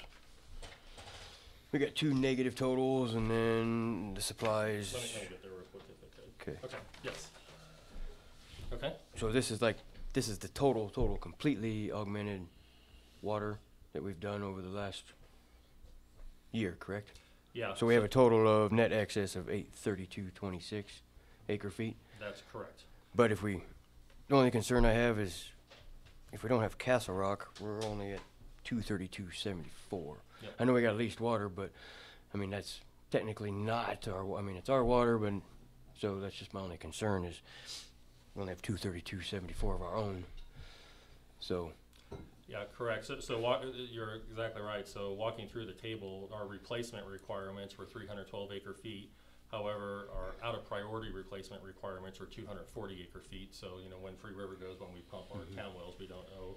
So of all the town's augmentation supplies, we owe 240, and we had 472 acre feet available to serve that through our supplies. However, let's see, if you look through, for instance, the month of October, we would have been short water to the river. However, we didn't use all of our Well and Valley ditch water, so we could have put some at the end of the river to take care of that replacement supply that's there. But without the leased water or additional augmentation and retiming of water, you're right, we're on the border of supplies. Then we have the leased water, and that's 832 is actually what's left over after everything is owed for the year. The only reason I'm bringing that up is I just want to make it for the rest of the board members. Our point is, for the town, we really got to find a way to get. We need more augmentation. We need more augmentation water, and how we can get that. We got to think hard and creative. That is a major priority for the town. I mean, that's obviously what we've been working on for the last couple of years and discussing with different water options and different water projects and things along that line. So. And this is kind of off topic, but I just read an article that Greeley is set up for 2064 with their current growth that they got of augmentation supplies. So if we could get to that point where we can tell the citizens that we're locked in till that point, then be good. So we got to get creative. Okay. That's all I have on that. Okay. Thank you, Paul. And did anybody look at, did I send the right one in the packet? I know I looked. That's 2018. Okay. Again, I apologize Yeah. for the people on the PowerPoint for that. So.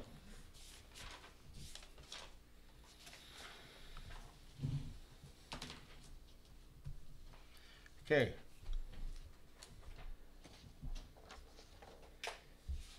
Discussion on 2019 capital projects, roads, sidewalks, parks, and augmentation ponds. So, Mayor and Trustees, I wanted to start having the discussion on kind of prioritizing capital projects going forward because our summer months are going to be ahead of us. We've set some money aside for some road projects. We've discussed the aug ponds and the need that we need to get that sediment out of the aug ponds so we can do our augmentation better. We've had some discussion about parks. We've had some discussion about sidewalks. So I at least want to get a general discussion going so at the next board we can get a little more intense to where we go. One really concern I have is just the deterioration of Main Street and how it's holding together. And, you know, we obviously don't have funds to, do an overlay on Main Street yet, but, there's also some protective things we can do maybe to do that. And, Cabico, which brings our sealer down when we do the asphalt roads. Of course, my computer would freeze. I'll have to restart this. Anyway, they have what's called a fog, fogging type material. That's an oil-based material that's made to kind of hold the.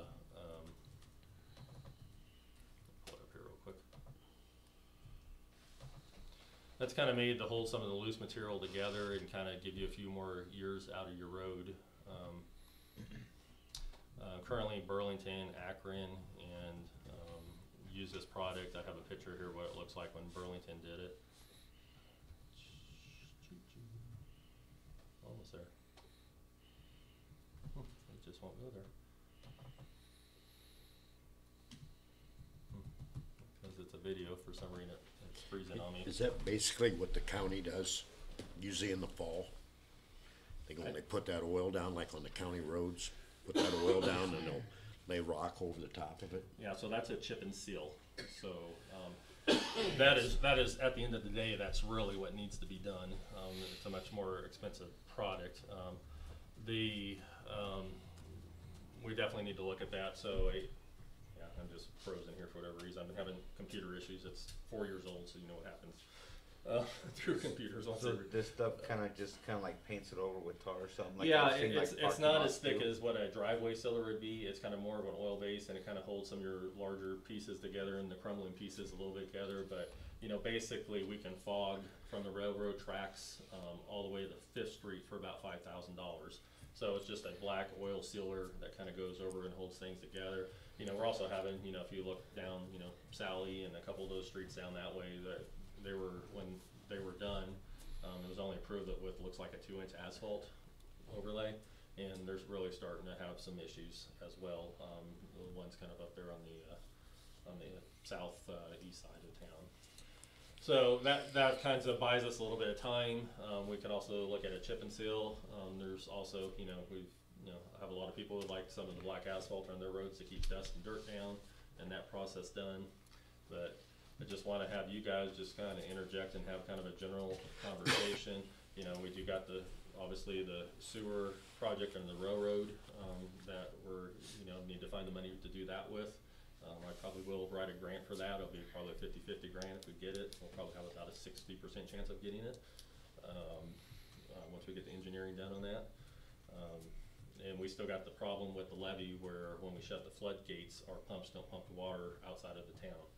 And we've been talking about that for multiple years now too. So we got a few huge capital projects that, in addition to all the water and sewer stuff we've been talking about.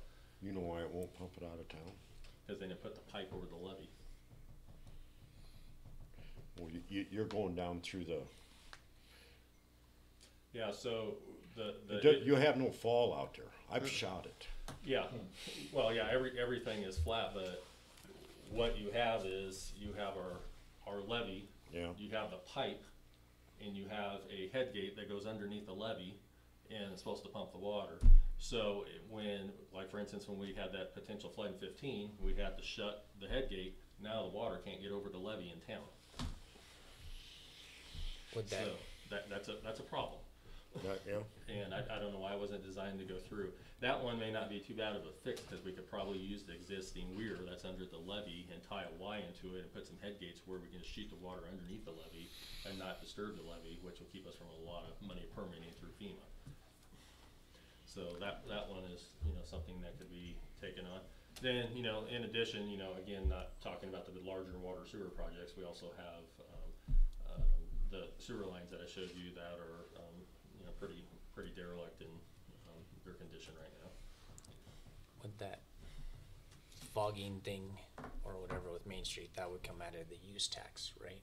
We have money for road improvements and the use tax, and we have some in the capital 40 fund. So we could do that, and then maybe something else with that use tax, so that way it's not coming out of the general budget and it's being used for what it's used for. And see, I thought that's what that use tax was gonna go for, was roads? Yes, most definitely, and we have it, and,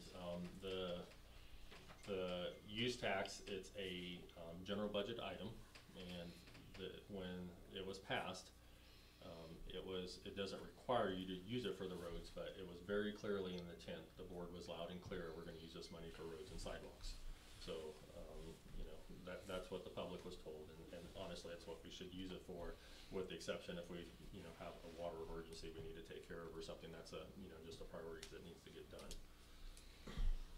So, within that use tax, there's a little over 50,000. Just a little side note, you guys probably will enjoy this. I'll do a budget to actual at the next meeting, but I think we budgeted around $6,000 for use tax for this year, and we're a little over 80,000 right now, 2 months into it. So it's been a good use tax year for us because of the construction. So we could potentially do like Main Street and Sally with that fog stuff, and then maybe do someone else's roads or maybe a sidewalk with that use tax this year, and then that way it's not affecting since was meant for that. That's a way we can fix those kind of things. Okay. How much would it be for chip and seal? I haven't priced that. You know, my guess to do it would just be a silly off the ball guess, but you know, if I do budget Main Street, I would probably think 30,000+, which might be worth it honestly, because it needs it really bad.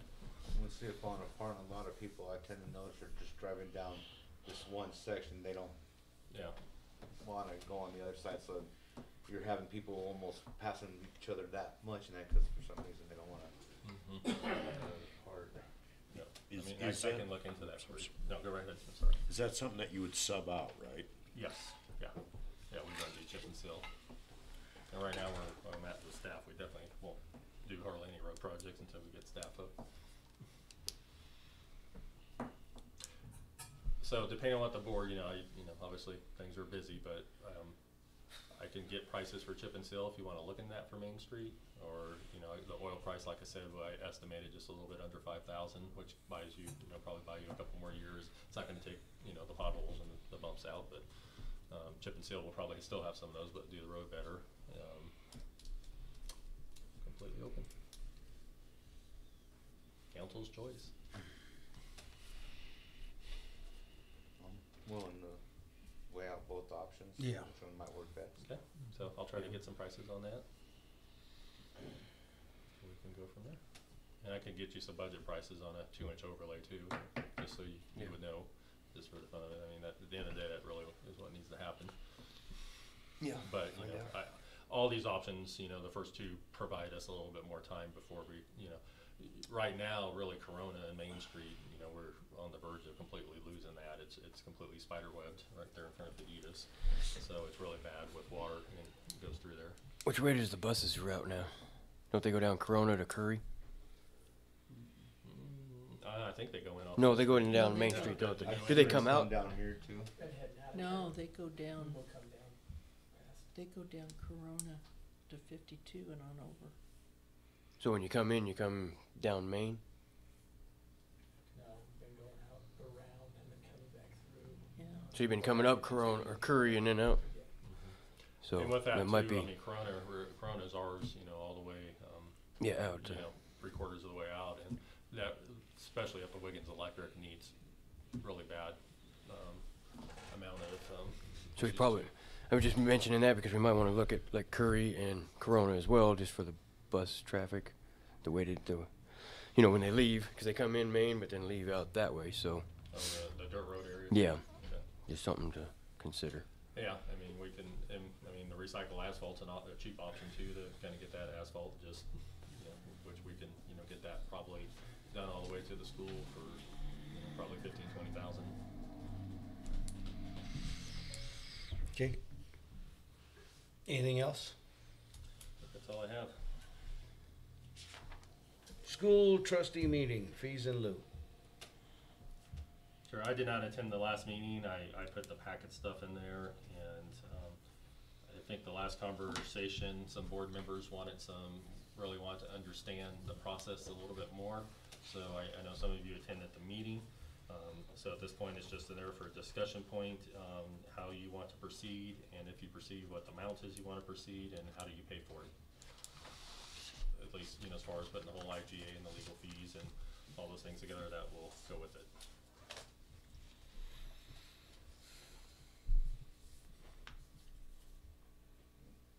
We have to have it. We have to have it. I mean, that's bottom line. I attended the meeting and I thought that was fair, what they asked. Yeah, I feel it'll be all right. Yep. It's much needed. 1,089. Yeah, or land in lieu of. So, I mean, We also discussed about, out of district stuff too, about the out of district, maybe matching that same deal. well, the county was there, and the County, county said that, I meant, yeah. the county said they would go along with whatever they were looking to Wiggins to lead the way, is what the county said. So, they said whatever we would do, they would do. So, Cause they also said too, it wouldn't make sense to have one different than the other. And the second part of that question is I don't have fees in there to budget. I think Melinda was over a year ago. She shot me. I found the email. I believe it was about $4,500 is what the estimate was to do that. So if you tend to pay that, you guys got to tell me where to pull that money out from, or if you want to ask the school to do that as a part of their cap into that. So. Because it does Do it. require the drafting of an ordinance, to approve the dedication requirements, as well as an IGA. And honestly, it kind of depends, the cost totally depends on how much back and forth there is with the school district regarding that IGA. Certainly our office has worked on IGAs with other school districts, so I think, you know, we'll use that as a starting point. And if the school district is amenable to that form agreement, then, you know, the cost might be a little bit lower. But yeah.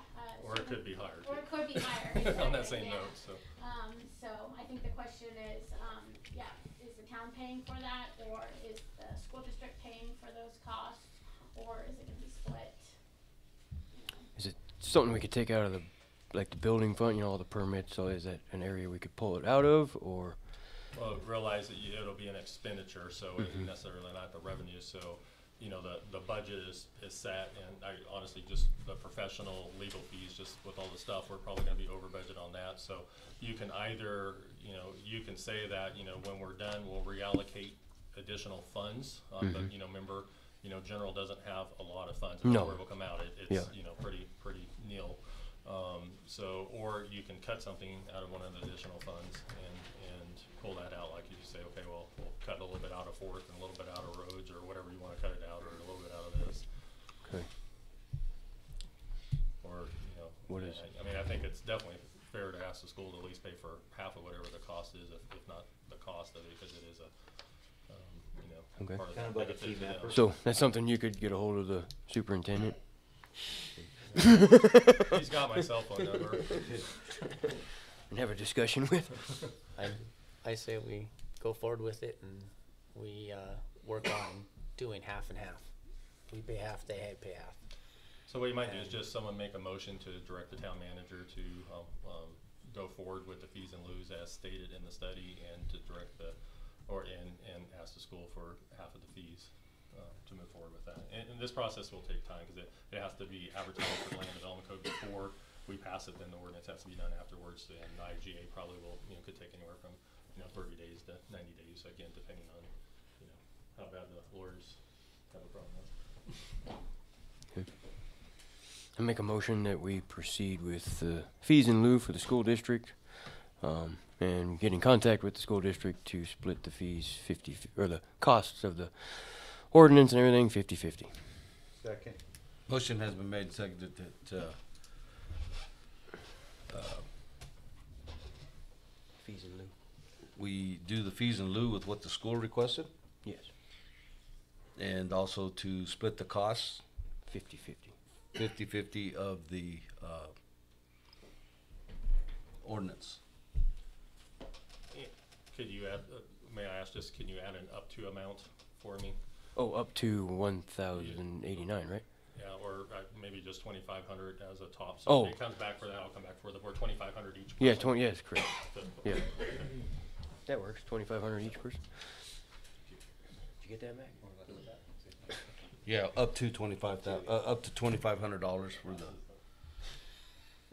for the fee. No, for the cost. Yeah, for the cost. Any further discussion? Roll call. Chris Sandoval, Yes. Charles Roll, Yes. Jeff Palmer, Yes. Brian Becker, Yes. Bruce Miller, Yes. Pat Musgrave, Yes. Mayor McLeon. Yes. Motion is hereby approved. Okay. Ordinance number, section 6, ordinance number 02/2019, an ordinance eliminating the possibility of imprisonment as a penalty for municipal offenses in the town of Wiggins. Melinda's gonna take that one. Yeah, Mayor and Trustees, this does, exactly what the title says. Currently, the majority of your municipal ordinances follow state law, which says that the judge can, in addition to a fine, or instead of a fine, imprison anyone who violates a municipal ordinance up to, they can be sentenced to, prison up to 1 year. However, that's really rarely used. Any sort of significant violations that correspond with a state law violation would be written into county court. Why this has come up is that there is a new state law that you guys need to be aware of, and it says starting January 1, 2020, municipalities have to provide indigent defense counsel for each indigent defendant who comes in the municipal court if the ordinance has the possibility of prison time. So it doesn't matter if the prosecutor says, I'm not gonna seek prison time on this, but if your ordinance itself, has that possibility of prison time, then the town is responsible for paying for counsel for an attorney to represent that defendant who's indigent. And speaking to Paul, it's my understanding that this, requirement would just be a significant financial burden on the town. So, Made that call, guys, sorry. Good job. if you eliminate the jail time as a possibility of punishment, then you don't have to, provide defense counsel. And it is, something that other municipalities in Colorado have done, in response to this specific law. So, if you got any questions, I'm happy to answer them. I think it's a no-brainer. I think a lot of that came out of an ACLU lawsuit, if I recall right. Yeah, the ACLU is the big backer of that, legislation, so. Make a So motion. figure tickets. I don't think we need to discuss this much. I make a motion to approve ordinance number 02-2019. An ordinance eliminating the possibility of imprisonment as a penalty for all municipal offenses in the town of Wiggins. Yeah, we'll have this ordinance. I'll second it. Motion has been made and seconded that we approve ordinance number 02-2019, an ordinance eliminating the possibility of imprisonment as a penalty for all municipal offenses in the town of Wiggins. Is there any further discussion? Yes. I we have just one. want a little more clarity on it. We vote yes is, we do this, no, we don't, or. So you're gonna vote yes for the ordinance to eliminate jail time, which is my recommendations and probably the town attorney's recommendation, for this. And, so that doesn't preclude the town from having court. The town still has court. It collects fines. The only difference is if really that comes down to it, if they don't pay their fine, we're gonna go through a, civil service, money collector to collect the money for the town, is really what we'll end up doing. Instead of the threat of jail time. Okay. So yeah, my recommendation is vote yes for the ordinance. I just want to clear it, cause jail time's a big deal and stuff. Yeah, yeah. Roll call, please. Chris Sandoval, Yes. Charles Roll, Yes. Jeff Palmer, Yes. Brian Becker, Yes. Bruce Miller, Yes. Pat Musgrave, Yes. Mayor McLeon. Yes. Resolution, or ordinance number 02-2019 is hereby approved. Okay, Last item on the agenda is executive session for personnel matters. Mayor, Yes. before you do that, can I make a quick statement? Sure. Dear Mayor Mack and Board of Trustees, it is with regret that I tender my resignation from the Town of Wiggins Trustees effectively the adjourning of the general session and before executive session of town meeting March 27th, 2019. My job commitment is becoming too great and I feel I will no longer be able to fulfill the requirements of my position on the board. I feel it is in the best interest to make room for someone who has the time and commitment to devote to the job of Board of Trustees. I am grateful for having the opportunity to serve on the board, and I offer my best wishes to the mayor and the other board members as they move forward. Sincerely, Brian Becker, Mayor, our Board of Trustee. And if anybody else would like a copy, yeah. Okay. Thank you for your service. Yep. Yeah. Thank you, Brian. Make sure you take the plaque. Leave the laptop. Leave the laptop, yes. So, Well, hate to see you go, but, I mean, happens. yes, it does. It does. So, good luck. Thank you. Thank you for serving as long as you did. Thank you, Brian. All right. So Mayor and So- Trustees, with that real quick, I'll need direction on how you want to handle the replacement. In the past, we had an application process which are your options? I guess your options are you can just appoint somebody. In the past, we have an application process where the application is brought in, the board discussed that and decided, from among those applicants who to bring onto the board, and they would serve until the next election, which will be in April. Or the other option, you can hold a special election, which again, I'll come back, the town does not have any money budgeted for an election for this year, so that would be a $5,000+ expense more than likely for the town to hold a special election. So I just need direction on how you want me to proceed with that. And we have 60 days to appoint somebody from today, which means we can appoint them at the next meeting in 2 weeks or the following meeting. And White is on the 60th day, believe it or not. So. We've always done the application. I think send out the application and that way we can get more, hopefully get more people to apply for it. Yeah, I agree. We've got some new members in our community, so maybe they'd be interested. I agree. I agree too. And would you like to see them at the next board meeting or allow, basically a week and a half of applications or 4 weeks of application process time? Probably do 4. That would We've got it help pretty get close. more Yeah. people in. Yeah, probably So do. that'll be at the May meeting. Yeah. All right, so we'll put that information out there just for anybody listening. I believe you have to be a resident of the town of Wiggins for 1 year. And in addition to that, be willing to serve on committees and, come to the various meetings. And that's really, for the most part, obviously, 18 citizen, all that kind of normal stuff. Okay. So you got direction?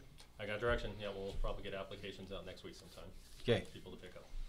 Last item on the agenda is, last 2 items. Executive session. First one is executive session, personnel matters for discussion of a personnel matter under CRS section 24-6-402 subsection 2F and not involving any specific employees who have requested discussion of the matter in open session, any member of this body or elected official, the appointment of any person to fill an office of this body or of an elected official, or personnel policies that did not require the discussion of matters personal to particular employees, and section 2 for the conference with the town attorney for the purpose of receiving legal advice on specific legal questions under CRS section 24-6-402 subsection 4B, employee. And the second executive session is for the purpose of determining positions relative to matters that may be subject to negotiations, developing strategy for negotiations, and/or instructing negotiators under CRS section 24-6-402 subsection 4E, contract negotiations. So there it is. I move that we go into executive session, personal matters, 1, for discussion of a personal matter under CRS section You 24. have to read it. No. I don't have to read it? No, just do the executive session personnel matters. So move.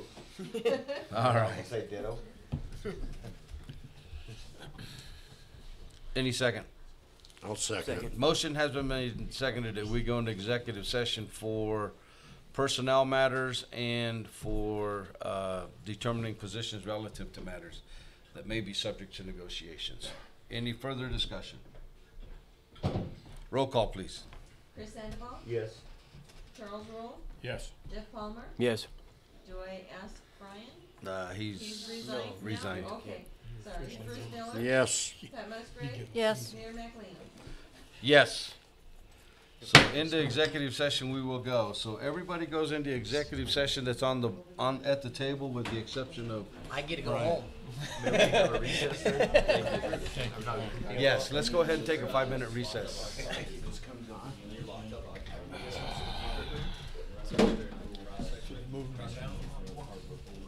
What's that? Yeah, my new job that I'm at, I only have Mondays and Tuesdays off. So it's good. Hey, we always Yeah. it's fun. That's the joy. Yeah. So, Yeah. I did, and that was so funny. What because little it is. Martin Hunter just drove past that Small little opinion. place and Forgot my coffee cup. What's that? So I forgot my coffee cup almost. Oh, I was hoping you'd forget it. It's got good coffee. Oh, yeah. Oh, I gotta take my name tag? Alright. Thank you. Appreciate it. I'm gonna go home and go to bed. Yeah. Actually, I'm probably gonna let my kids at home. That's what my kids at home. What's on? There you go. Oh, It is. Kind of annoying. You know, I made it almost half, 3/4 of the way before they started inviting me home. But we'll see you around. okay, we'll see you. I'm gonna drink your water. Okay, enjoy it. Oh, well, I did, I know. Yeah, well, anymore, I kinda have to be. But not with you, you're a kid, but- Really? and that was by design. Why is that? Yes. I don't hear well, but. Thank you, Jeff. Oh, you're welcome. Have a good night. Mine too. All right. Thank you for coming.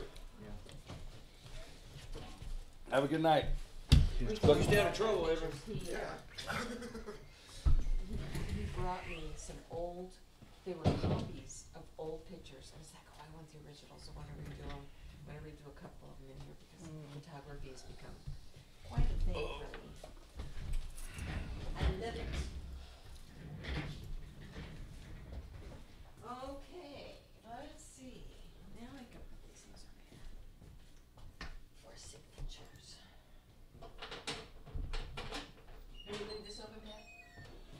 I think it's still warm enough, not too cold out there. Yeah, Yeah. that's fine. It's just that when I get too warm, I get sleepy.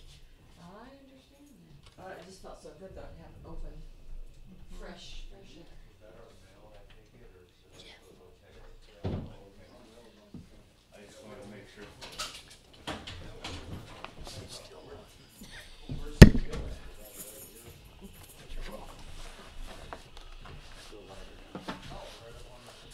Well, you have a good night, man. I will. As you.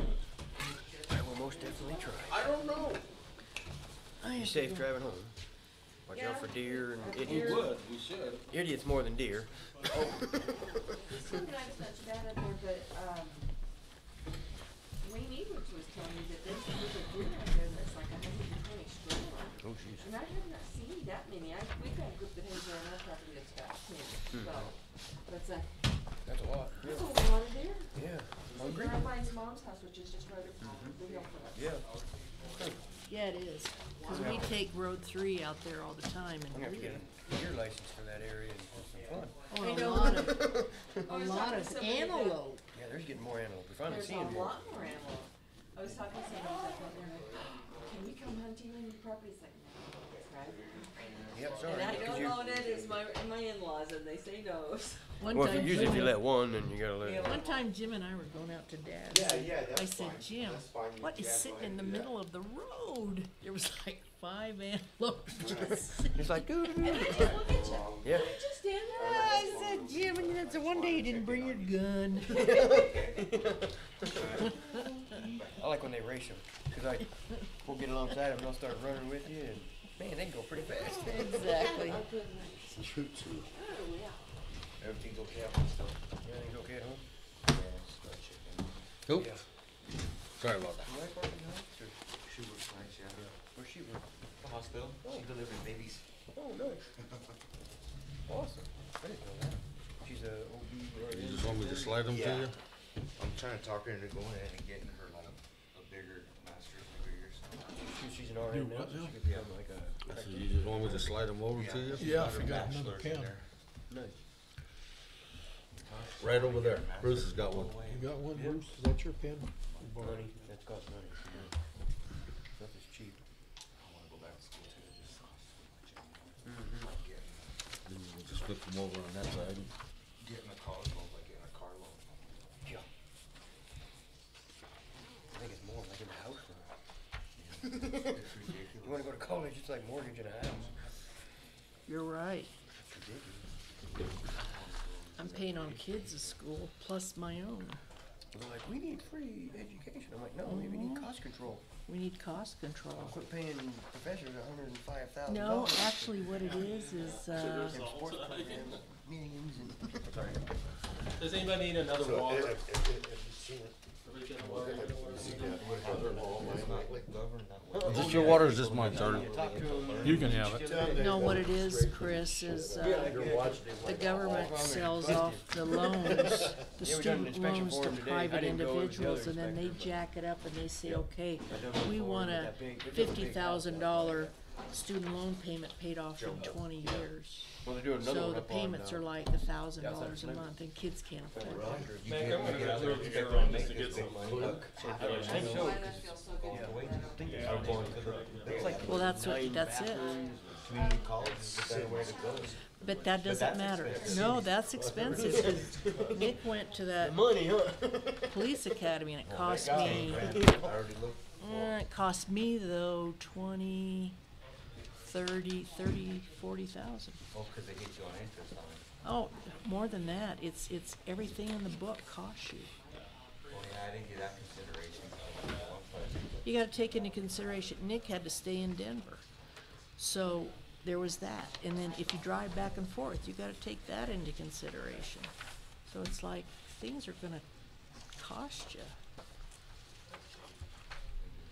Mm-hmm.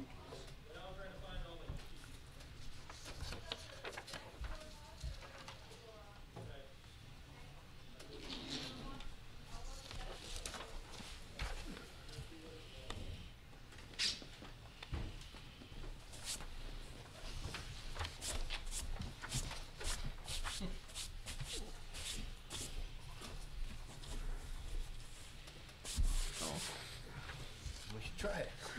Yeah. I wonder, I never heard of it. Yeah, I owe Bruce some beer. He's gonna hang up my chandelier. You think Hawkins would do pretty fine? Yep.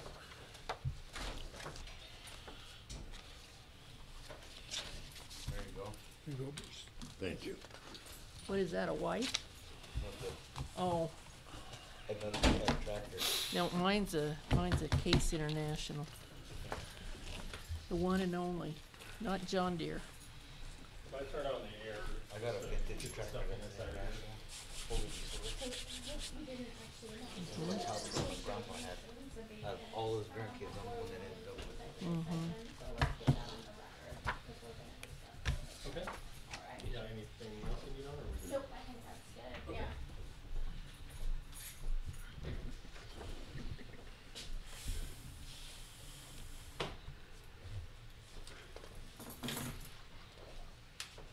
And I've got my Oh, guys, and I still, sorry, I did not turn this thing off again. Give me one Yeah, I was second. gonna say, that's still on up there. We wanna wait there. Oh, before we do that, Oh, let's yes. add the, additional executive session, Okay, okay, perfect. on the public, portion of the meeting. Okay.